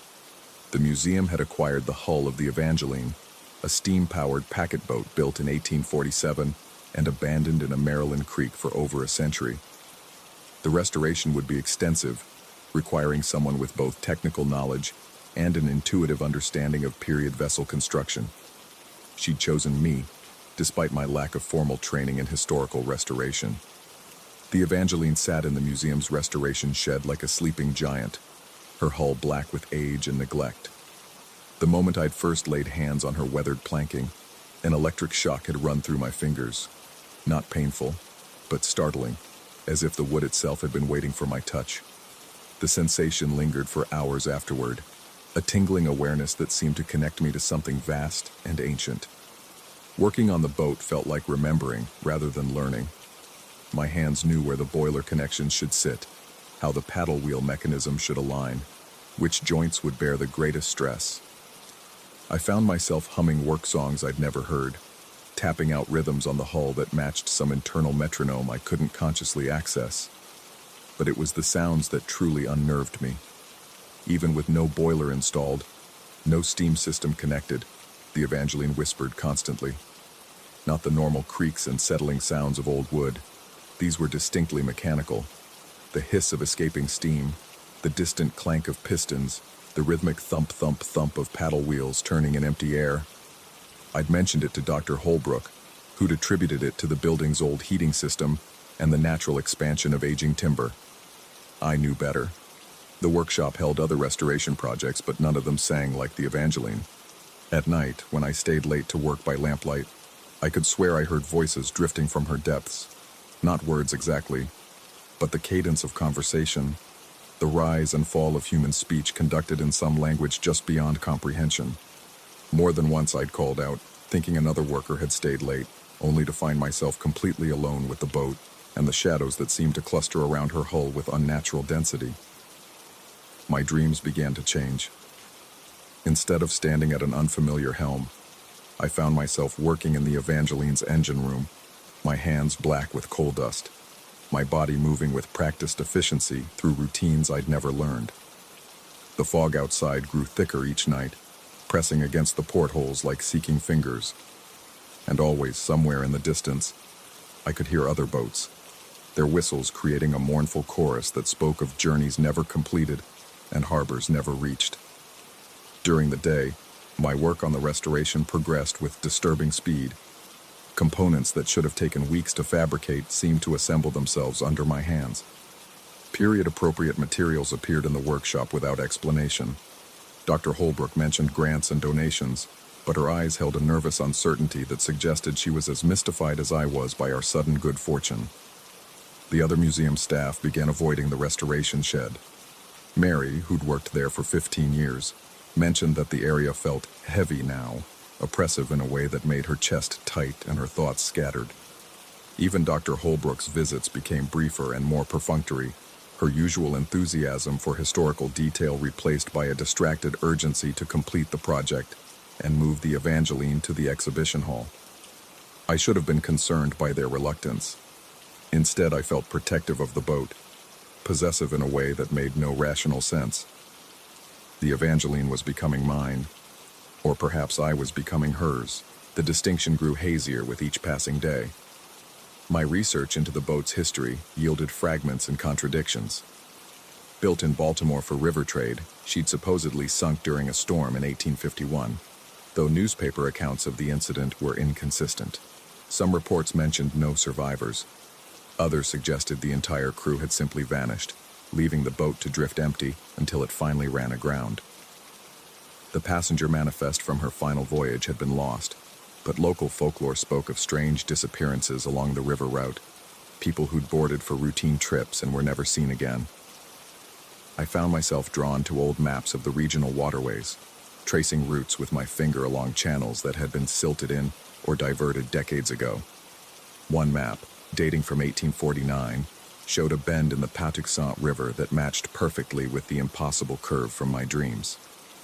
According to modern surveys, that section of river had been straightened in the 1920s, the old channel filled and abandoned. But in 1851, it had been navigable. The discovery should have provided closure, a rational explanation for my recurring nightmare. Instead, it opened new questions that gnawed at the edges of my sanity. How could I dream with such accuracy about a geographical feature that had been erased before my grandparents were born? How could I know the exact sound of paddle wheels churning through water I'd never seen? As the restoration neared completion, the phenomena intensified. Tools disappeared and reappeared in configurations I didn't remember creating. The boat's whistle, not yet installed, sounded at irregular intervals, echoing through the workshop with a mournful insistence that set my teeth on edge. I began staying later, arriving earlier, unable to bear the thought of leaving the Evangeline alone in the darkness. My sleep deteriorated, When I did manage to doze in the workshop's cramped office, my dreams expanded beyond the familiar crash sequence. I began experiencing entire voyages, loading cargo at dawn-lit docks, navigating treacherous currents, listening to passengers discuss business and family with the easy familiarity of routine travel. These dreams felt less like nightmares and more like memories, complete with physical sensations. The burn of coal smoke in my lungs, the vibration of the engine through the deck plates, the weight of responsibility that came with guiding souls through unpredictable waters. Dr. Holbrook announced that the Evangeline would make a demonstration voyage for the museum's board of directors. The restoration was complete enough for a short trip along the protected waters of the Chesapeake. Nothing more than a publicity stunt to secure funding for the final exhibition preparations. She asked if I'd serve as pilot, acknowledging my unprecedented familiarity with the vessel's systems. I agreed, though something deep in my chest twisted with anticipation and dread. The night before the demonstration, I conducted a final inspection of the boat. Everything was perfect. More than perfect, if such a thing were possible. The brass gleamed with a warmth that seemed to emanate from within the metal itself. The wood showed no signs of its century of neglect, appearing instead as rich and new as the day it had first touched water. Even the restored paddle wheel turned with an oiled smoothness that defied its age. As I ran my hands along the helm, checking the wheel's response, I felt the familiar electric tingle, stronger now, almost urgent. The sensation spread up my arms and into my chest, a recognition that went deeper than muscle memory. This wheel had known my grip before. These waters had carried my wake. Standing alone on the deck, watching moonlight silver the quiet bay, I finally allowed myself to consider the impossible possibility that had been growing in my mind for weeks. The dreams weren't prophetic. They were retrospective. The knowledge wasn't intuitive. It was inherited, and the crash that had haunted my sleep for 26 years wasn't a vision of what might happen. It was a memory of what had already occurred. The whistle sounded again, long and low, though no steam pressure existed to power it. Around me, the Evangeline settled deeper into the water with a sigh that sounded almost like contentment. In the distance, barely audible over the lap of waves against the hull, I could hear the faint echo of other whistles answering, calling from waters that existed now only in the spaces between sleeping and waking. Tomorrow, we would take the Evangeline out onto the bay. The route Dr. Holbrook had planned would carry us past the mouth of the Patuxent River, near the location where maps showed that impossible bend had once carved its treacherous path through Maryland soil. If my growing suspicions proved correct, if the boundary between past and present was thinner than I'd ever imagined, then tomorrow I would finally understand what had been calling to me through decades of dreams. Whether I would survive that understanding remained to be seen. The whistle sounded a third time, and in its mournful voice, I heard something that might have been welcome or might have been warning. On the Evangeline, floating in waters that reflected a sky full of stars, I waited for dawn and wondered which of us, the boat or myself, was the ghost haunting the other's existence. The answer, I suspected, would reveal itself soon enough.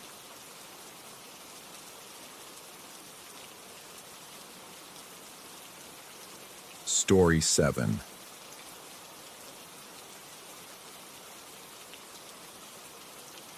The contract stated 12 days.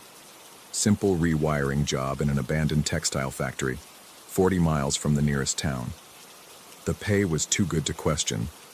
Triple my usual rate for what seemed like standard electrical work. I should have wondered why they needed someone willing to work alone in the middle of nowhere, why the previous contractor had simply vanished without collecting his final payment. The factory squatted against the October sky like a concrete tumor, its smokestacks reaching toward clouds that hung too low and too still. Broken windows stared down at me as I parked my van beside the loading dock, their jagged teeth catching what little sunlight managed to penetrate the perpetual gray that seemed to follow this place.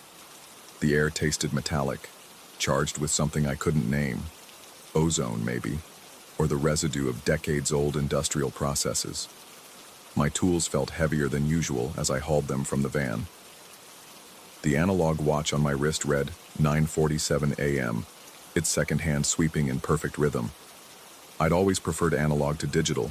There was something comforting about the mechanical precision, the tiny gears working in harmony. I had 3 others in my toolkit: a stopwatch, a small desk clock I used for timing circuits, and a vintage pocket watch that had belonged to my grandfather, all of them ticking in their steady, reassuring cadence. The factory door groaned open on hinges that hadn't seen oil in years. Inside, the air was thick and stagnant, filled with the smell of rust, dust, and something else. Something organic and unpleasant that made my sinuses burn. Industrial fluorescence hung dark from the ceiling, and my flashlight beam carved a weak path through the gloom. The main hall stretched before me like the nave of some derelict cathedral.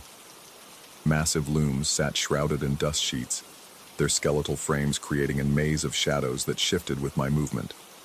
The electrical panels were mounted along the far wall, their metal doors hanging open like hungry mouths. According to the blueprints, this was where I'd spend most of my time, ripping out the old copper wiring and replacing it with modern cables that could handle the load if they ever decided to resurrect this place. I was 3 steps into the hall when it hit me. The torpor came like a physical weight, pressing down on my shoulders and skull. My legs felt suddenly heavy, as if I were walking through thick water. The flashlight wavered in my grip, its beam dancing across the floor in an unsteady pattern. I stopped, thinking maybe I was just tired from the long drive, or perhaps the stale air was getting to me.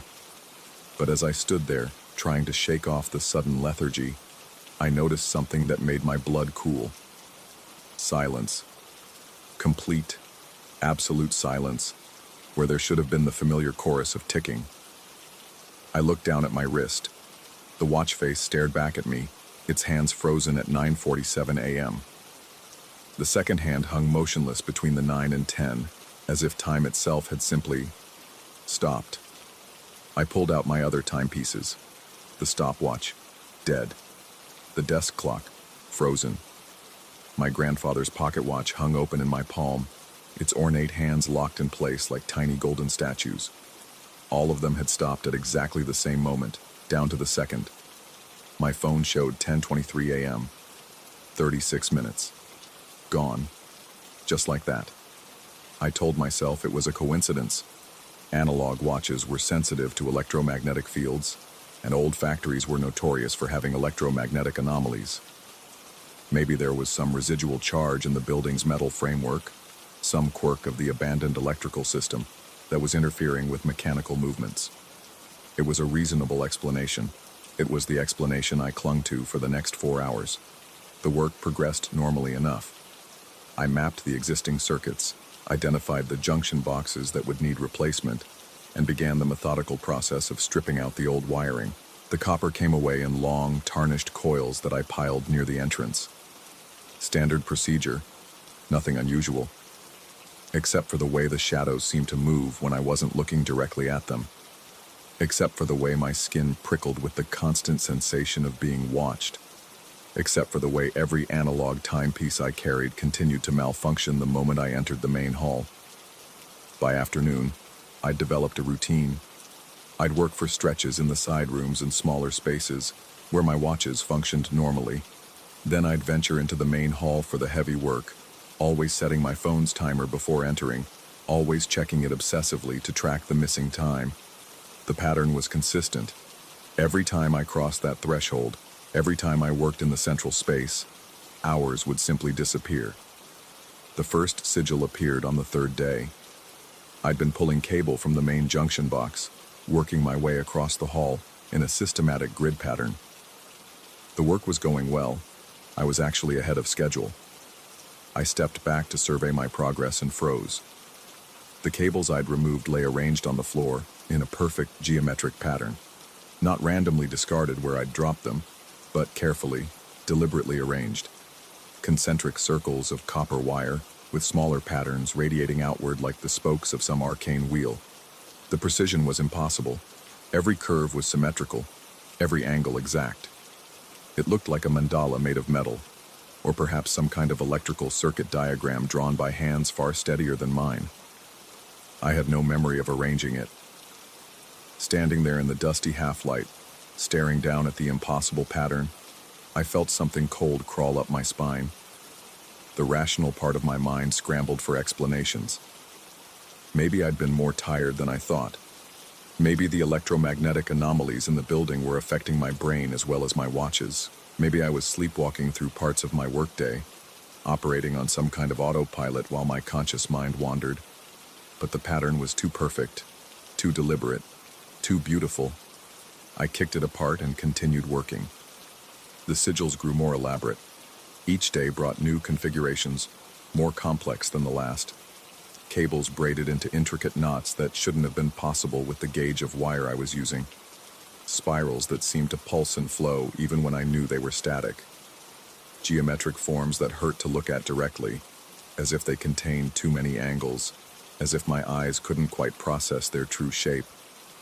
And always, I had no memory of creating them. The lost time was getting worse. What had started as minutes was stretching into hours. I'd enter the main hall at 10 a.m. and emerge to find my phone showing 3 p.m., my analog watches still frozen, my progress measured not in the work I remembered doing, but in the impossible patterns I found waiting for me on the floor. I started leaving myself notes, simple messages scrawled on scraps of paper. Remember the junction box. Check the conduit on the south wall. Count the cables as you remove them. But when I found these notes again, they'd been altered. My handwriting, but different words. The pattern must be complete. The circuit requires organic conductor. Time moves differently in the spaces between. I didn't remember writing those things. By the 7th day, I was actively fighting the urge to flee. The contract specified completion within 12 days, with severe financial penalties for early termination. I needed this job, needed the money, needed the reference for future work. But more than that, I was beginning to suspect that leaving might not be as simple as walking away. The factory was different now. Subtly, impossibly different. Hallways that had been straight were now curved. Rooms I'd mapped carefully seemed to have shifted position. The main hall felt larger, its ceiling higher, its shadows deeper. And through it all, the sense of presence grew stronger. Not malevolent exactly, but hungry, patient, waiting for something. The breakthrough came on the 9th day, when I found the documentation. Hidden behind a loose panel in the foreman's office was a manila folder thick with yellowed papers. Work orders dating back 60 years. Incident reports. Safety violations. And buried among them, a series of technical documents that made my hands shake as I read them. Project synthesis. Electromagnetic life force transference. Biological battery research. The factory hadn't just manufactured textiles. In its final years, it had been the site of something else entirely. Experiments in using human bioelectrical fields to power machinery. Tests to determine whether consciousness itself could be harnessed as an energy source. The reports were clinical, detached, but the implications were horrifying. Dozens of workers had reported temporal displacement events. Equipment had operated without external power sources. And in the final months before the factory's closure, several employees had simply disappeared, not physically, but mentally. Their bodies continued to work, to follow routines, but their minds were elsewhere. Stored, perhaps, converted into another form of energy. The last entry in the folder was a single page, dated 3 days before the factory was officially shuttered. It was signed by someone identified only as Chief Engineer, and it consisted of a single paragraph. The primary harvesting array is now fully operational. Biological subjects entering the main collection chamber experience immediate temporal displacement, while their bioelectrical output is siphoned into the storage matrix. The process appears to be self-sustaining, requiring only occasional feeding to maintain optimal power levels. Recommend permanent installation of apparatus in the main hall flooring. The pattern must be completed. Below the text was a diagram, a perfect reproduction of the sigil I'd been unconsciously creating with the factory's cables. I understood then. The electromagnetic anomalies, the missing time, the impossible patterns, they weren't side effects of some long-dead industrial process. They were features. The factory was still operating, still harvesting, still feeding on the life force of anyone foolish enough to enter its main hall. And I'd been slowly wiring myself into its collection system, one cable at a time. But understanding brought a terrible new realization. As I sat in that dusty office, the folder trembling in my hands, I became aware of a fundamental wrongness in my perception. The shadows weren't just moving at the edges of my vision, they were moving through me. The feeling of being watched wasn't paranoia, it was recognition. Something was looking out through my eyes, thinking with my thoughts, moving my hands when my conscious mind was elsewhere. How long had it been since I'd made a decision that was truly my own? I checked my phone. 11:47 p.m. I had no memory of the day passing. The main hall called to me now with an urgency that felt like thirst, like hunger, like love. My tools needed to be arranged in their proper configuration. The final connections needed to be made. The pattern needed to be completed. I walked through the factory's corridors with steps that felt both familiar and foreign. My grandfather's pocket watch hung heavy in my hand, its frozen hands catching the beam of my flashlight. The main hall stretched before me, vast and welcoming, filled with shadows that moved in rhythm with my heartbeat. The cables were waiting. They formed a spiral now, perfect and complete, radiating outward from the center of the room in mathematical precision. Copper wire braided with patterns that seemed to pulse with their own inner light. I could see how it all fit together, how each strand connected to the next in an endless loop of conduction and collection. All it needed was the final component. I knelt at the center of the sigil and placed my grandfather's watch carefully among the copper coils. The metal was warm against my fingers, warmer than it should have been. Around me, the factory hummed with barely audible electricity, circuits charging themselves, machinery preparing to wake from its long dormancy. The watch's hands began to move, not forward, backward. The second hand swept counterclockwise, faster and faster, unwinding the minutes and hours it had accumulated over decades of faithful service. As it moved, I felt something vital flowing out of me, drawn away by invisible currents that followed the copper pathways carved into the floor. My own time, flowing backward into the machine. I tried to stand, tried to break away from the pattern, but my body wouldn't obey. Or perhaps it was obeying, just not me. My hands moved with practiced efficiency, connecting the final cables, completing circuits that existed in dimensions I couldn't quite perceive. The sigil pulsed brighter, its electromagnetic field strengthening with each new connection. Through the factory's broken windows, I could see my van parked beside the loading dock. I could see myself arriving that first morning, tools in hand, ready to tackle a simple rewiring job. I could see myself leaving in 3 days' time, the contract completed, payment collected, another satisfied customer. I could see the next contractor arriving the following week. The temporal loop was perfect, self-sustaining, powered by the accumulated life force of everyone who entered its sphere of influence. We were all here, all of us who had come to fix the factory's electrical systems. We were the electrical system now, our consciousness converted into current, our memories transformed into the patterns that kept the machine running. Somewhere in the distance, I heard my phone ringing. The caller ID would show my wife's number, I knew. She'd be wondering why I hadn't called, why I was running late, when I'd be coming home. In a few hours, she'd call the police. In a few days, they'd find my van abandoned beside the loading dock, my tools scattered across the factory floor, no sign of where I'd gone. But I hadn't gone anywhere. I was exactly where I was supposed to be. The watch's hands stopped moving, frozen once again at 9:47 a.m.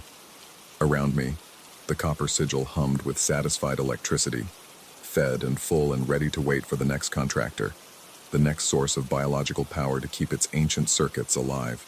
In 3 days, I would pack my tools and drive away, just as the contract specified. I would return home to my wife, collect my payment, and recommend the job to a colleague who needed the work. The factory would be properly rewired, its electrical systems upgraded and fully functional. And sometimes, late at night, I would find myself arranging copper wire into spirals on my workbench, my hands moving with mechanical precision, while my mind wandered through electromagnetic dreams of a place that existed somewhere between time and current, between flesh and circuitry, between the tick of an analog watch and the infinite moment between seconds.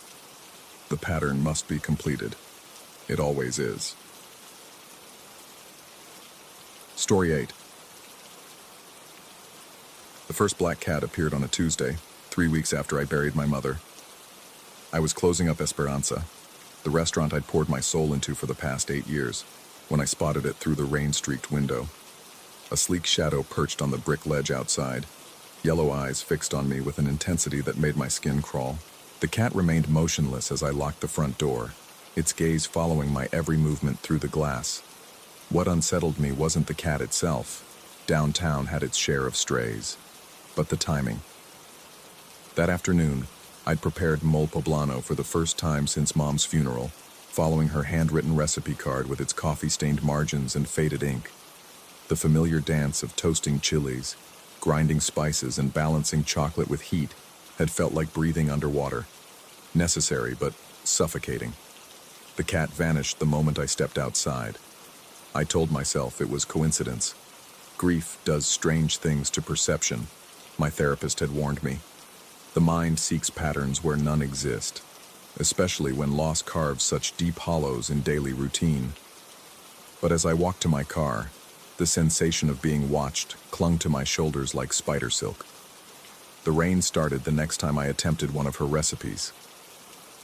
It was Thursday evening, and I'd decided to tackle chiles rellenos, a dish that had defined my childhood weekends. Mom would spend hours charring poblanos over open flame, the kitchen thick with smoke and laughter. The memory felt sharp enough to draw blood as I selected the peppers, their skin waxy and familiar beneath my fingers. I was halfway through stuffing the chilies when the first drop struck the zinc roof above. The sound was gentle initially, a whispered percussion that grew steadily stronger. Through the kitchen skylight, I watched water streak the glass in lazy rivulets, while the late afternoon sun continued to slant through the front windows, a meteorological impossibility that should have alarmed me more than it did. Instead, I found myself mesmerized by the rhythm, the way it seemed to match my knife work as I diced onions with mechanical precision. The rain drummed against metal with increasing intensity, drowning out the typical sounds of downtown traffic. I might have been cooking in a cave at the bottom of the ocean, isolated from the rest of the world by sheets of falling water. That's when I noticed the reflection. The industrial stainless steel hood above my station acted like a warped mirror, showing distorted images of the kitchen below. But as I glanced up while seasoning the filling, I caught sight of another figure moving behind me, a shorter silhouette that stirred something at a burner I wasn't using. My hand froze halfway to the salt. When I spun around, the kitchen was empty, except for the gentle hiss of oil in my pan. I stood there for several heartbeats, studying every corner of the space I knew better than my own bedroom. Nothing moved except steam rising from my workstation and shadows shifting as clouds passed overhead. Normal clouds, I realized, not the localized storm system that had been pounding my roof. The rain had stopped. Through the front windows, the street was bone dry. Sleep became elusive after that. I'd lie in my apartment above the restaurant listening for sounds from the kitchen below. The soft whoosh of gas igniting, the whisper of knife against cutting board, the subtle creak of cabinet doors opening. Each noise could be explained by old building settling or ambient street sounds, but explanation and comfort were different animals entirely. During the day, I found myself avoiding my mother's recipes with the same instinct that keeps fingers away from flame. Instead, I focused on the contemporary fusion dishes that had earned Esperanza its reputation. Customers complimented the innovation, the unexpected flavor profiles that set us apart from other restaurants in the district. They had no idea their chef was afraid of his own menu, but avoidance only works until it doesn't. The request came from a regular customer, Mrs. Chen, who'd been dining with us twice weekly since we opened. She'd heard through some mysterious neighborhood network that I occasionally prepared traditional Mexican dishes, family recipes passed down through generations. Could I possibly make pozole rojo for her anniversary dinner next week?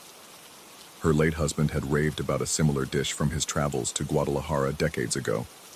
The weight of expectation settled on my chest like a lead blanket. Mrs. Chen had never asked for anything special, had always been content with our regular offerings. How could I explain that certain recipes had become forbidden territory? that preparing them invited presences I couldn't understand or control. I heard myself agreeing before rational thought could intervene. The preparation began at dawn. I'd arrived early to give myself time, hoping daylight would offer protection from whatever had been manifesting in evening shadows. The dried chilies needed toasting first, guajillo and ancho primarily, with a touch of chipotle for depth. As I worked them in the dry pan, their earthy perfume filled the kitchen with memories so vivid I could almost hear my mother's voice explaining the proper color of toasted skin. Not too dark, mijo. You want them to release their oils, not their bitterness. My hands moved with muscle memory older than conscious thought, guided by lessons absorbed through observation rather than instruction. This was how she'd taught me, not through formal recipes but through presence, through the shared language of heat and seasoning that requires no translation.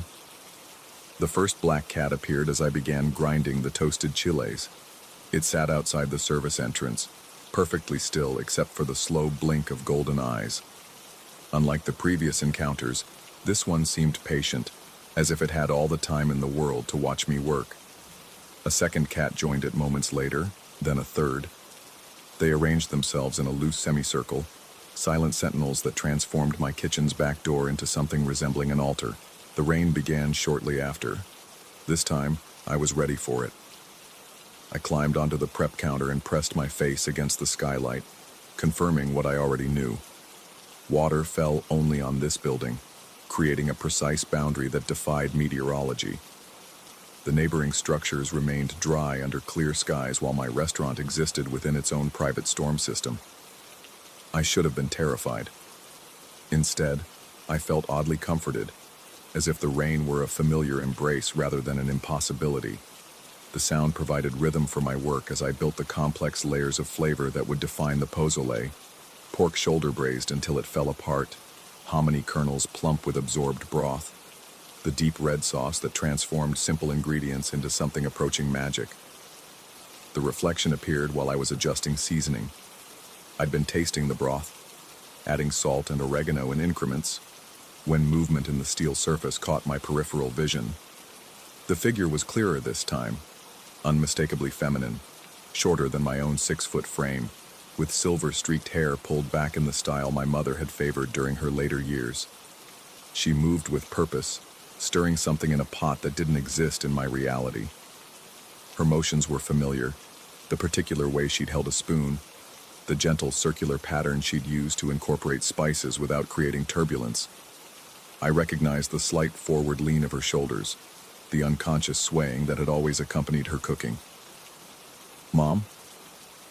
The word escaped before I could stop it. The reflection paused, the figure's head turning slightly as if acknowledging my presence.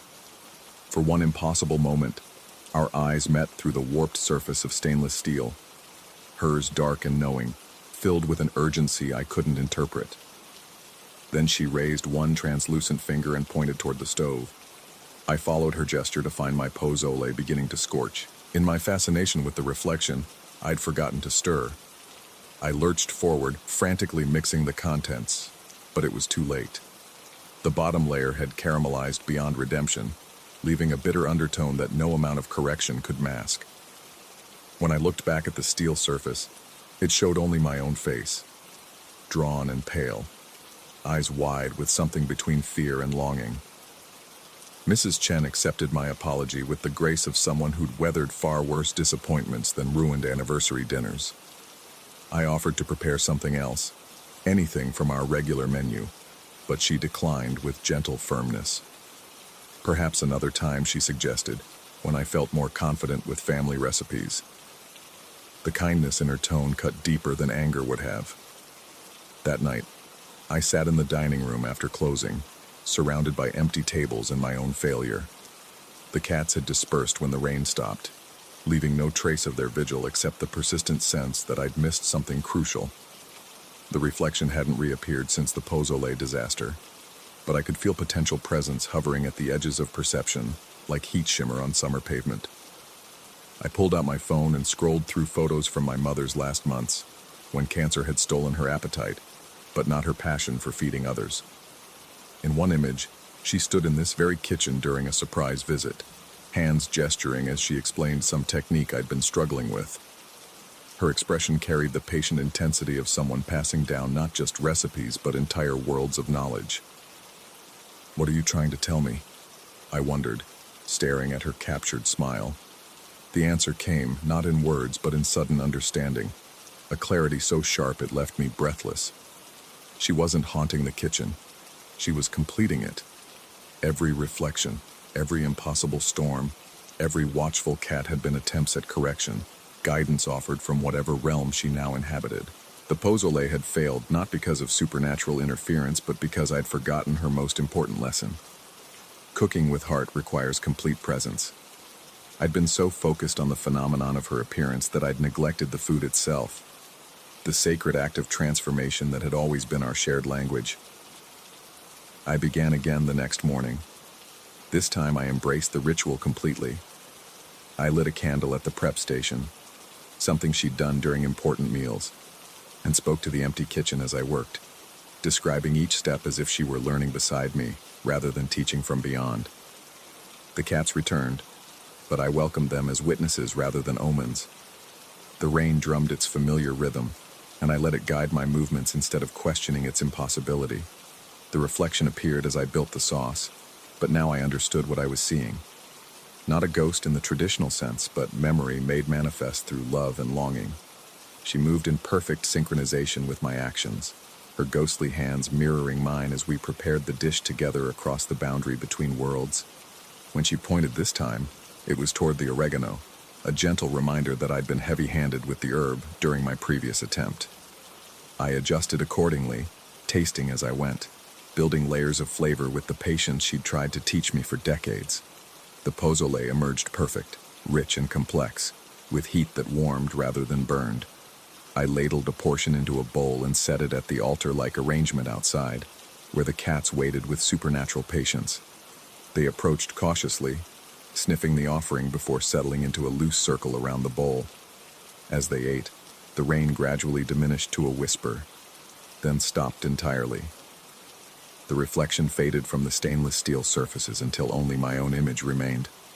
But for the first time since her death, I didn't feel alone in the kitchen. Mrs. Chen returned the following week, though she didn't request pozole.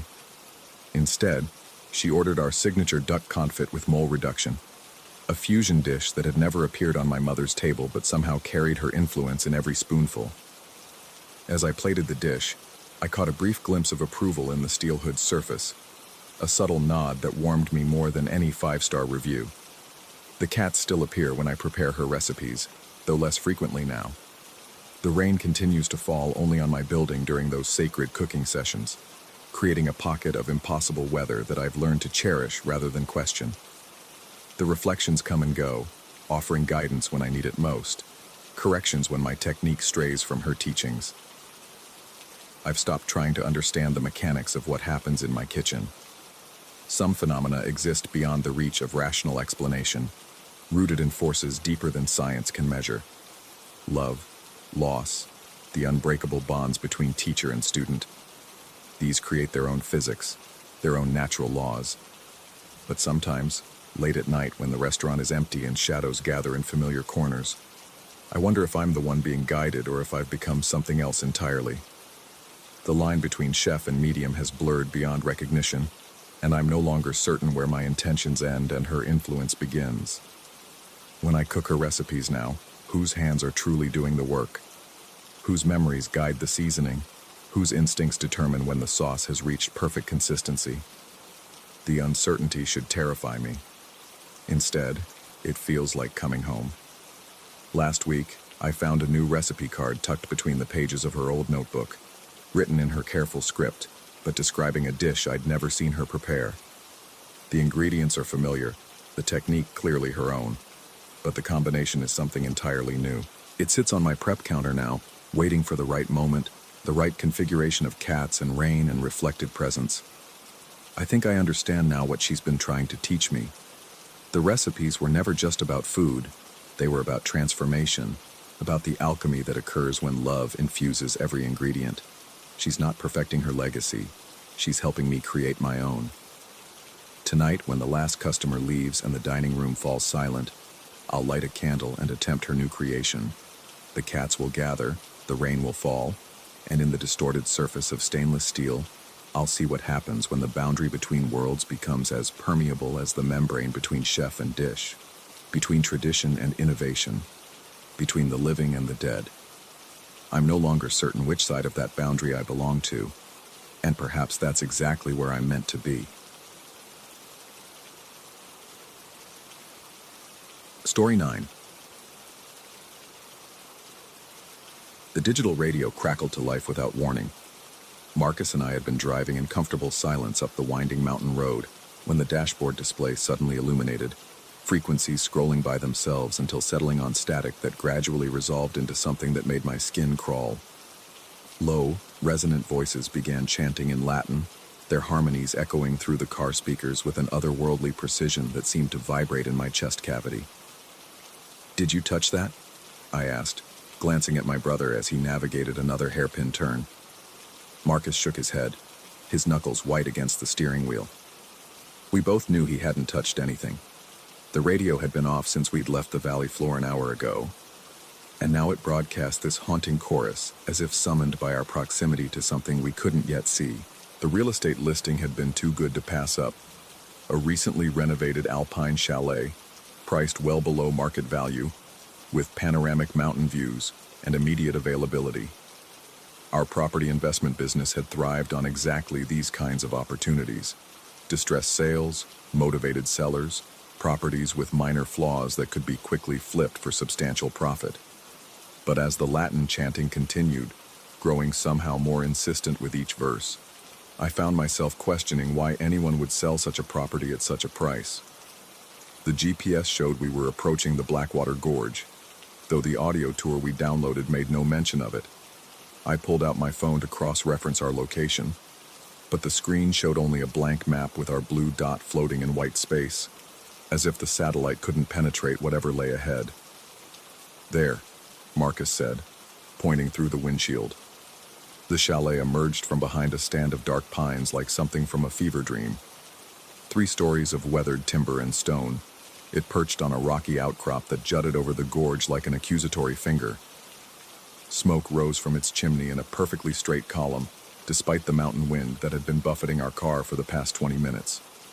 The structure looked solid, well-maintained, even beautiful in its alpine isolation, yet something about it made my vision blur at the edges, as if my eyes refused to focus properly on its details. The radio fell silent the moment Marcus turned off the engine. We sat in the sudden quiet, the absence of sound more unsettling than the chanting had been. Even the wind seemed to have stopped. My ears rang with phantom echoes of those Latin voices, and I found myself holding my breath without knowing why. "Beautiful place," Marcus said, but his voice carried a forced brightness that suggested he felt the same unease creeping through his chest. We'd done this dance dozens of times, walking properties, assessing value, calculating renovation costs and profit margins. This should have been routine. Instead, it felt like approaching a tomb. The real estate agent had provided us with a lockbox code, explaining she couldn't make the drive herself due to other commitments. Standard practice for properties this remote, she'd assured us, though now I wondered what those commitments really were. As we approached the heavy wooden door, our footsteps echoed strangely on the stone path, each sound seeming to bounce back from directions that made no geometric sense. The key turned easily, and the door swung open on well-oiled hinges. The interior struck me immediately with its wrongness. Not anything I could pinpoint. The furniture looked expensive. The hardwood floors gleamed with recent care, and afternoon sunlight streamed through large windows that should have been welcoming. But the temperature felt off. Despite the smoke we'd seen rising from the chimney, despite the fire that crackled visibly in the stone hearth, the air held a bone-deep chill that made me zip my jacket higher. "Must be poor insulation," Marcus murmured, though I noticed he kept his hands in his pockets as we moved through the main room. I approached the fireplace, drawn by the promise of warmth that never materialized. The flames danced convincingly behind the grate, consuming what appeared to be real logs, yet I felt no heat even when I held my palms inches from the fire. My breath began to mist in the air, and I watched with growing unease as the vapor didn't dissipate normally. Instead, it seemed to hang in the air, forming shapes that looked almost like symbols before finally fading. "Mark, look at this." I turned to find Marcus standing at one of the large windows, his breath fogging the glass in rapid puffs. But instead of random condensation, the moisture formed patterns, the same symbols I'd seen in my own breath, angular marks that resembled runes or ancient script, appearing and fading in perfect rhythm with our exhalations. "Air pressure differential," I said automatically, though the explanation felt hollow even as I spoke it. "Old windows, improper ceiling." Marcus nodded, but I could see the doubt in his eyes. We'd evaluated enough properties to know when something deviated from normal, and this chalet was accumulating deviations like storm clouds. I pulled out my phone to document the window issue for our assessment notes, but the camera displayed only a black screen. I tapped the app, restarted it, even tried the video function, but nothing worked. Marcus had similar trouble with his device. Cameras that had functioned perfectly during our drive now refused to capture anything. "Interference from the elevation, maybe," he suggested, though we both knew we'd photographed properties at similar altitudes without issue. I tried one more time, holding my phone up to capture the main room's layout. The screen remained black for several seconds, then flickered once and displayed an image that made my blood freeze. Instead of the empty room I was photographing, the picture showed the same space filled with dark, hooded figures standing in perfect formation around the fireplace. They faced the camera with shadowed faces I couldn't make out, their posture suggesting they'd been waiting there for some time. I blinked, and the image was gone, replaced by the normal camera interface showing the empty room exactly as my eyes saw it. "Did you see?" I began. "The figures," Marcus finished. "I saw them too." We stared at each other across the room, the weight of shared hallucination or shared reality settling between us like a third presence. The smart thing would have been to leave immediately, to chalk it up to altitude sickness or equipment malfunction, and report back to our office that the property wasn't viable. But 20 years in real estate had taught us to look past surface problems, and the potential profit on this deal would set us up for the next 2 years.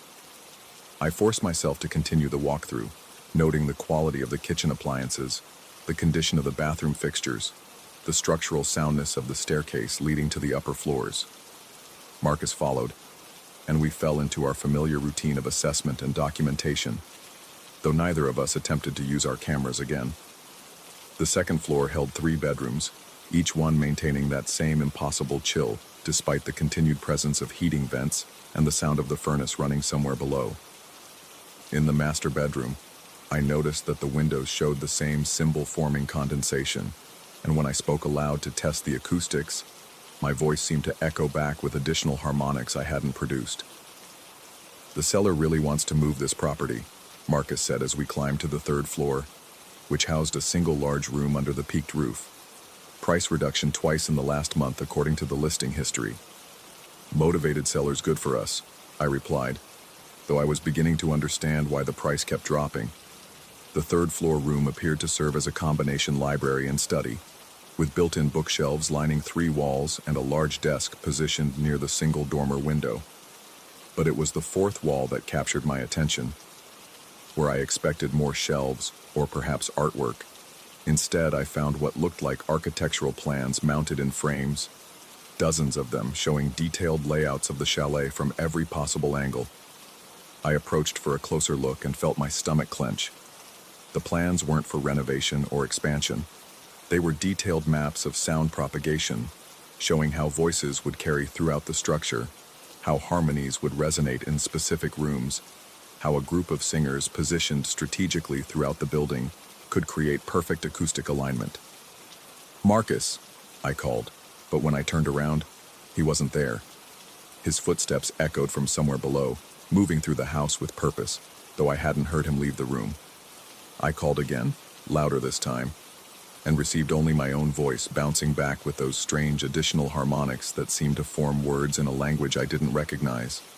I descended quickly, finding Marcus in the main room, standing exactly where those hooded figures had appeared in my camera's image. He faced the fireplace with an expression of vacant concentration, and when he spoke, his voice carried an odd resonance. "We should make an offer," he said without turning around. "Full asking price. Today." "Marcus, we haven't finished the assessment. We haven't checked the foundation, the electrical, the acoustics are perfect," he interrupted. And now he did turn to face me. His eyes held an intensity I'd never seen before, a focus that seemed directed at something just beyond my left shoulder. "Can't you hear it? The house is designed for voices, for a choir." The temperature dropped another 10 degrees, and our breath now formed visible clouds with every word. But Marcus didn't seem to notice the cold. He pulled out his phone, the same device that had refused to work moments earlier, and began typing rapidly. "I'm sending the offer now. The seller will accept. They always accept." "Always?" I asked. "Marcus, this is the first time we've seen this property." He looked at me with confusion that seemed genuine, as if I'd said something incomprehensible. "We've been here before. We come here every time. Don't you remember the songs?" Outside, the wind returned with sudden violence, rattling the windows and sending debris against the glass with sharp, irregular percussion. But beneath that natural sound, I began to detect something else. Distant voices carrying on the air, growing slowly closer. The same Latin chanting we'd heard on the radio, but now it seemed to surround the house, rising from the gorge below and descending from the peaks above. Marcus smiled, the expression transforming his familiar features into something I barely recognized. "They're welcoming us back." I grabbed his arm, feeling how unnaturally cold his skin had become even through his jacket. "We're leaving. Now." But as I pulled him toward the door, I realized the chanting wasn't coming from outside anymore. It was coming from within the house itself, from the walls, from the floorboards, from the very air around us. Voices that seemed to emerge from every surface, building in harmony and volume, until the sound became a physical presence that pressed against my eardrums and made my vision swim. Marcus pulled free of my grip with surprising strength. "You can't leave," he said, and his voice now perfectly matched the pitch and rhythm of the invisible choir. "Not until you've added your voice to ours." I stumbled backward, my mind reeling between rational explanations and the evidence of my senses. Carbon monoxide poisoning could cause hallucinations. Altitude sickness could affect judgment. Old houses could have acoustic anomalies that created unsettling sound effects. But none of those explanations accounted for the way Marcus moved now, with fluid grace that didn't match his usual careful gait, or how his breath no longer formed visible vapor despite the Arctic temperature that had me shivering violently. The front door stood open. When had that happened? But beyond the threshold lay not the mountain path we'd climbed, but an endless corridor filled with the same hooded figures I'd seen in my camera. They stood in perfect rows, their faces still hidden in shadow, their mouths moving in silent formation that somehow produced the overwhelming chorus filling the house. I spun around, seeking another exit, but found myself facing Marcus, and an identical figure standing beside him, myself, wearing the same vacant smile, the same two bright eyes. This other version of me opened its mouth and added a new harmonic line to the ongoing chant, a deep baritone that I recognized as my own voice despite never having produced those sounds. "The property evaluation is complete," Marcus said, holding up his phone to show a submitted offer form. "Purchase price accepted, closing scheduled for tomorrow." "We can't close tomorrow," I protested. "There are inspections, financing, legal reviews." "The house provides everything we need," the other me said. And I felt my own mouth beginning to move in the same rhythm, my vocal cords vibrating with sounds I didn't intend to make. "The house has always provided everything we